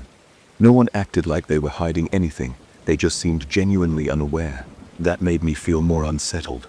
I knew what I heard was real, but I couldn't explain it. Another night came. I lay in bed exhausted, my head hurting from all the tension. Right on time, close to midnight, I heard the metal banging again. My stomach turned to knots. I got out of bed feeling the chill run down my arms. I didn't even bother trying to go outside this time. I knew it would stop if I did. So I stood by the window in the dark, peering out at the faint shapes of the yard and the hills beyond. The clangs continued for a few seconds, echoing in a steady rhythm, then silence. I stayed there a while waiting to see if it would return. When it didn't, I crawled back into bed, but my heart kept racing. My mind spun with half-formed thoughts about what it could be. The next day I woke up late. Alex had already started his morning routine. I dragged myself to the kitchen for a glass of water. My eyes were puffy, and I felt like my patience was wearing thin. I sat at the table, tapped my fingers on the wood, and thought about my options. I considered driving home early, but that felt like running from a mystery I couldn't solve. I also thought about installing a camera or some kind of recording device. Alex said we could try leaving his phone's camera running, aimed out the window, to see if it picked up the noise. We tried that evening, positioning the phone on a tripod by the guest room window. That night, the clanging returned once more, maybe a minute or two past midnight. I stayed in bed, my eyes locked on the phone's display, which showed the dark yard. I watched the timer tick by. The microphone icon on the screen bounced with each metallic strike.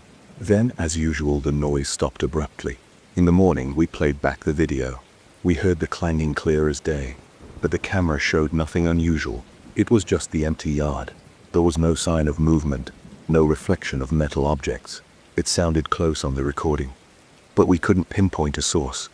We showed the video to a couple of neighbors and they looked puzzled, but shrugged. One suggested it might be some underground pipes carrying the sound from a distant generator. Another said maybe it was the echo of trucks unloading metal beams at the mine. No one had a concrete answer. Days passed like this, with the same pattern repeating almost every night. I'd wait for the metallic pounding. It would happen a few times, then stop. Each time I tried to investigate, it went quiet until I walked away. Each day, Alex and I would look around for an explanation and find nothing. The neighbors stayed unconvinced. I never felt a direct threat, but my nerves were shot. My heart would race whenever midnight approached. I'd wipe sweat off my forehead even though the air was chilly. Sometimes I found myself pacing around the living room, glancing out the windows half expecting to see something. After a couple of weeks, I decided I'd had enough. I told Alex I was heading home. I packed my bags, threw them in my car, and gave him a handshake. He understood. As I drove away, I kept the windows down, listening to the crunch of gravel under my tires and the hum of the wind. At one point, I heard a faint metallic clang, or maybe I imagined it. I forced myself to focus on the road, especially near the cliff. I couldn't risk a slip there. When I finally left the valley behind, I felt my shoulders relax. I still can't explain what happened out there. I only know that those loud, methodical clangs kept haunting my nights, no matter how many times people insisted it was nothing. I drove up to the old summer house on a Friday afternoon. A bag of groceries sat in the back seat, a flashlight on the passenger side, and my phone charger plugged into the dashboard. I felt a tightness in my chest, but I tried to ignore it. I had convinced myself this weekend trip would be a break from everything. I remembered happier times there, barbecues with my parents, long walks on the mountain trails, but that was all years ago. I just wanted some space, a quiet place to clear my head. That was the plan. When I arrived, the air felt colder than I expected. The house was tucked away at the end of a dirt road that seemed smaller than I remembered. The trees on both sides looked taller, almost like they were bending in over the path. The sun was low and the shadows stretched out in front of my car like long stripes on the ground. I parked near the front porch. The boards creaked when I stepped on them. The windows were dusty, and the paint was peeling in some places. I opened the front door, which had a stiff lock that groaned as I turned the key. The smell of stale air hit me. Dust particles floated in the hallway, drifting through the last bit of light coming in from outside. I walked through each room, opening windows to let some fresh air in. The living room still had the old sofa and 2 armchairs. The floors were covered with a thin layer of dust. I checked the light switches, but the bulbs flickered and then went out. I remembered the rumors about weird electrical issues in the house, so I shrugged it off and decided to rely on lamps or a flashlight if needed. I set my groceries on the small kitchen table and headed back outside to grab my duffel bag. The sun was going down fast. By the time I locked my car and came back inside, the place was already getting dark. I turned on an old kerosene lamp that I found on the living room shelf. The flame gave a soft glow which created all kinds of odd shadows on the walls. I felt a slight shiver, like something was off. I tried to ignore it. I told myself it was just because I was alone in an unfamiliar setting. I decided to unpack and get settled in. I went upstairs to the master bedroom. The bed had a musty comforter. I tossed it aside and spread out a blanket I had brought. I opened the curtains to let in whatever was left of the fading daylight. All I saw was a dark outline of trees outside. The wind started to pick up, making a low howling sound. The temperature dropped a few more degrees. My breath felt a bit heavy. My chest tightened again, but I kept telling myself it was just from the drive. By the time I finished settling in, it was completely dark. The lamp in the living room provided just enough light to keep me from walking into furniture, but everything else around me was pitch black. The power in the house seemed unreliable. Each time I tried the light switches, there was no consistent response. Sometimes I got a flicker, sometimes nothing. So I carried the kerosene lamp around with me. Its warm glow made the shadows on the walls shift whenever I moved. I noticed shapes in the corner of my eye, but every time I turned, there was only the normal shape of a coat rack or chair. I sat down in the living room to eat something. I had a sandwich from the groceries I'd bought. As I ate, I heard a faint clicking sound in the hallway, like someone tapping their finger on a wooden door. I froze and listened. It stopped. I got up, took the lamp, and walked into the hallway. There was nothing there, just the front door, the stairway, and the dusty floorboards. I checked the lock on the door. It was secure. I stood there breathing slowly. My heart was beating faster. I took a few steps, and the hallway floor creaked. Then I heard a different kind of creak, almost like something was responding to my movement. I held my breath. I didn't see anyone or anything, so I shrugged it off and went back to the living room. I tried to distract myself. I found an old photo album in a drawer and flipped through pictures. Most were of my parents and me, smiling in the backyard. The colors had faded. After a while, I noticed the temperature dropping again. I grabbed an extra sweater from my bag and put it on. I heard the wind outside, and it was getting louder, rattling the windows. The lamp flickered. The flame wavered, and the glass around it vibrated like it might go out. I took a moment to calm myself.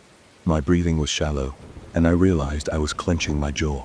I rubbed my neck and tried to relax. Then the lights in the kitchen blinked on, bright and sudden, and just as quickly died. It made me jump. I set the photo album aside. I stood up and walked to the kitchen. The overhead bulb was still warm. I touched the switch and flipped it up and down. Nothing. I grabbed the flashlight from the countertop to see if the fuse box in the basement was accessible. I opened the basement door, and a damp smell rose up. The narrow steps creaked as I went down. At the bottom I found an old fuse box covered in cobwebs. I wiped them off with my sleeve. I tried the handle, but the panel was stuck. After a few attempts, I gave up. I decided to rely on the lamp and the flashlight until morning. I climbed back upstairs feeling uneasy. I heard a soft scraping sound coming from behind me. It sounded like something brushing against the wall. I turned around, shining the flashlight, but the space behind me was empty. My heart pounded in my ears. I climbed the rest of the way up and slammed the door shut. I locked it. The flashlight beam shook because my hand was trembling. I put it on the kitchen table and took a few deep breaths. I wanted to clear my head, so I decided to check the upstairs rooms more thoroughly. I noticed a pull-down ladder to the attic in the hallway ceiling. I knew there might be old records or diaries up there because my parents had mentioned it before. Maybe I'd find something about the house's past, especially those rumors I had heard from locals. So I grabbed the flashlight and pulled down the attic ladder. Dust rained down. I coughed a bit and covered my mouth. Then I climbed up. The attic was cramped. The air was heavy and smelled like old paper. I saw a few trunks and boxes. I walked carefully on the wooden boards, shining my flashlight around. I opened the first trunk. It had moldy blankets and some tools. The second trunk was full of notebooks and loose sheets of yellowed paper. Some had dates going back decades. I sorted through them. One notebook mentioned repeated blackouts and weird shadows seen during storms. It said something about a presence that moves through corridors at night. Another paper had a list of times when lights went out. The notes were short, like frantic scribbles. I realized these might be journals from former residents. One entry said, "He comes when the wind picks up. Shadows follow in every corner." Another entry, "They call him the caretaker, but he's not kind. He hates intruders. He drains the power and leaves us in the dark. My stomach churned. My palms were sweating.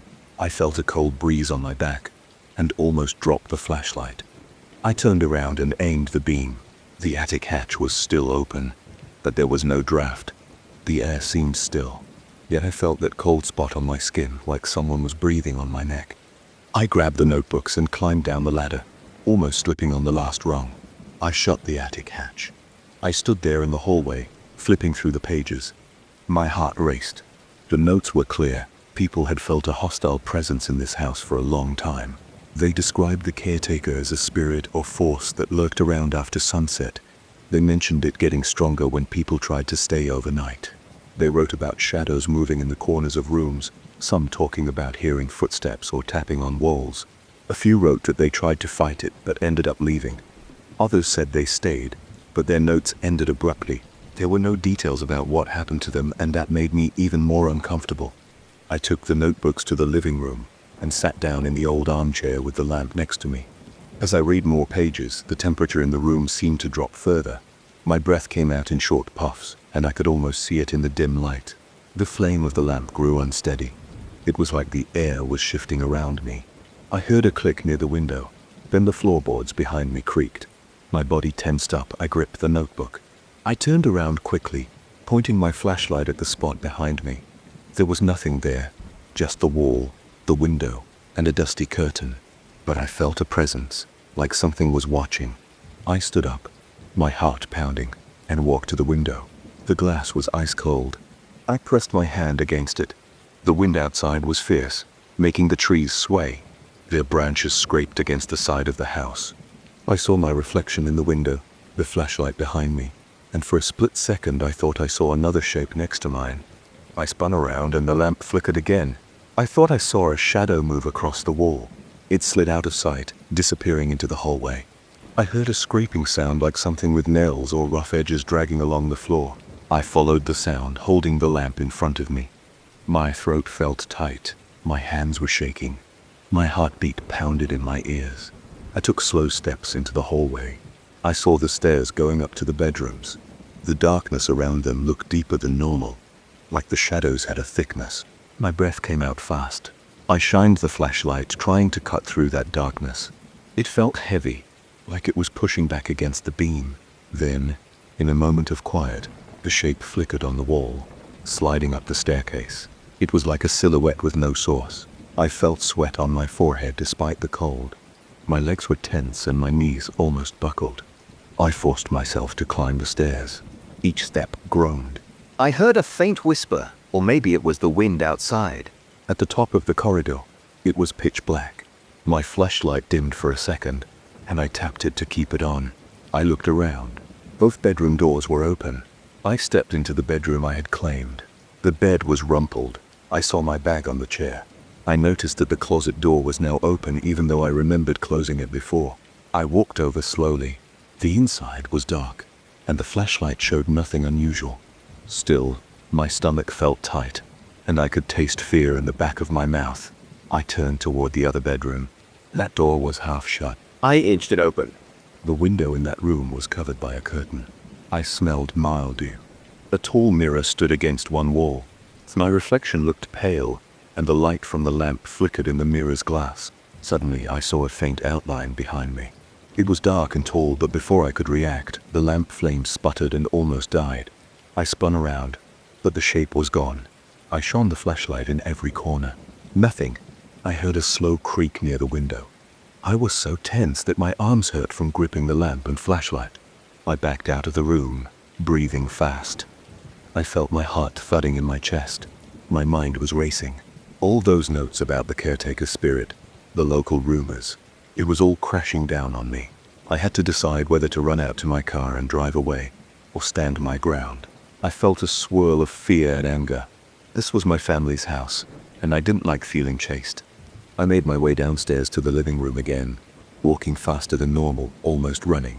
Once there, I put the lamp on the table and let out a shaky breath. I tried to steady my thoughts. My plan was to check outside, maybe see if the caretaker was some prank or intruder. So I went to the front door, turned the key, and pulled it open. The wind blasted in, almost blowing out the lamp. I stepped onto the porch and shone the flashlight around. The trees rustled and the cold air burned my face. I walked around the side of the house. The beams of the flashlight swept across the siding. No footprints, no signs of a person. The only sound was the wind in the trees. My boots crunched on dead leaves and gravel. I glanced up at the windows. In one, I thought I saw a shadow move. But when I aimed the light at it, the window looked empty. I went back inside and locked the door behind me. It was only around 9 at night, but it felt much later. I felt exhausted. The tension in my shoulders was almost painful. My eyes were dry from trying to see in the dim light. The entire house seemed alive with small noises. Creaks, clicks, and occasional tapping on walls. I tried to ignore them, but every time I sat down, I felt like something was looming in the next room. I grabbed the journals again and flipped through more pages. One page said, "The caretaker demands solitude. He chases out anyone who disturbs his domain." Another said we tried to talk to him, but he only appeared as a shadow. When we asked him to leave, the lights died and the doors locked. My hands were shaking and my throat was dry. I decided to face it. I stood up and called out, "I'm here for the weekend. I'm not staying long. I just wanted some peace." My voice echoed. I felt silly talking to an empty house, but something made me speak. The wind outside slowed down as if it were listening. The lamp stopped flickering for a moment. Then a thump sounded from upstairs, making me jump. I stared at the stairwell. My heart raced. I couldn't tell if it was a sign to go up there or to get out. At that point, I weighed my options. The fear was so intense that my hands trembled. My skin felt prickly. I could pack my things, hop in my car, and never come back. Or I could try to last the night, see if anything calmed down by morning. My pride told me to stay, but my body was screaming at me to leave. I took a deep breath and decided to remain. I told myself I would stay awake, at least until the first light of dawn. Then I'd see if the presence faded during the day. I moved a chair into the living room corner so I could see the hallway and the windows. I kept the flashlight and lamp within reach. I sat there, my back to the wall, listening. My eyes scanned every shadow. The tension in my neck was sharp, and my hands stayed clenched in my lap. The house was quiet for a while, except for the wind outside and the occasional pop of old wood. I kept thinking about the caretaker, wondering if it would show itself again. The adrenaline made my heart race, but after an hour, I started to feel drained. My eyelids felt heavy. Suddenly a soft scrape came from the kitchen. I gripped the flashlight and jumped up.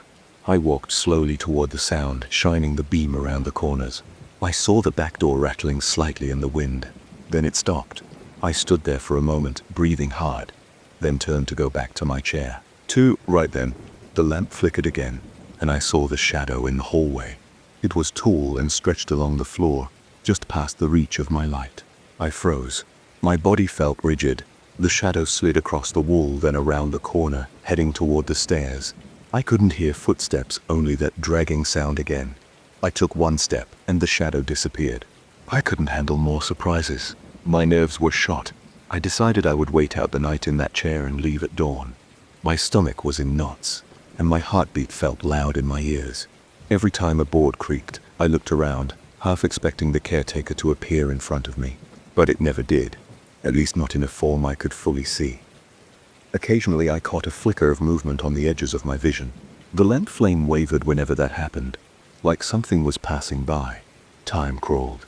At some point, my phone buzzed in my pocket. I had almost no signal. The battery was low. I checked the time. Barely past midnight. I felt a cold sweat on my forehead. My clothes were damp. I didn't dare go upstairs to change, so I just sat there stiff, listening to the wind and the faint sounds in the house. In my mind, I kept thinking about the caretaker, those old notes, and the fact that everyone who sensed this presence seemed to run eventually. I could see why. By the time the first hints of morning light came through the dusty windows, I felt weak and shaky. My eyes hurt from exhaustion. I stood up, my knees popping, and took the lamp with me. As I went to the kitchen, I grabbed my car keys from the counter and walked out the front door without looking back. The sunrise was faint, and the sky was still gray. My breath steamed in the cold air, and my steps felt heavy on the porch. I locked the door behind me, my hands trembling the entire time. I put the key in my jacket pocket, then got in my car, turned on the engine, and drove down that narrow dirt road. As I left, I kept checking the rearview mirror. The house disappeared behind a line of trees. My heart pounded until I reached the main road. I tried to calm down by focusing on my breathing, but the whole time I felt that shadow in the back of my mind. I don't know if I'll ever go back there. For now, it belongs to the caretaker. The shadows are his, and I have no intention of seeing them again.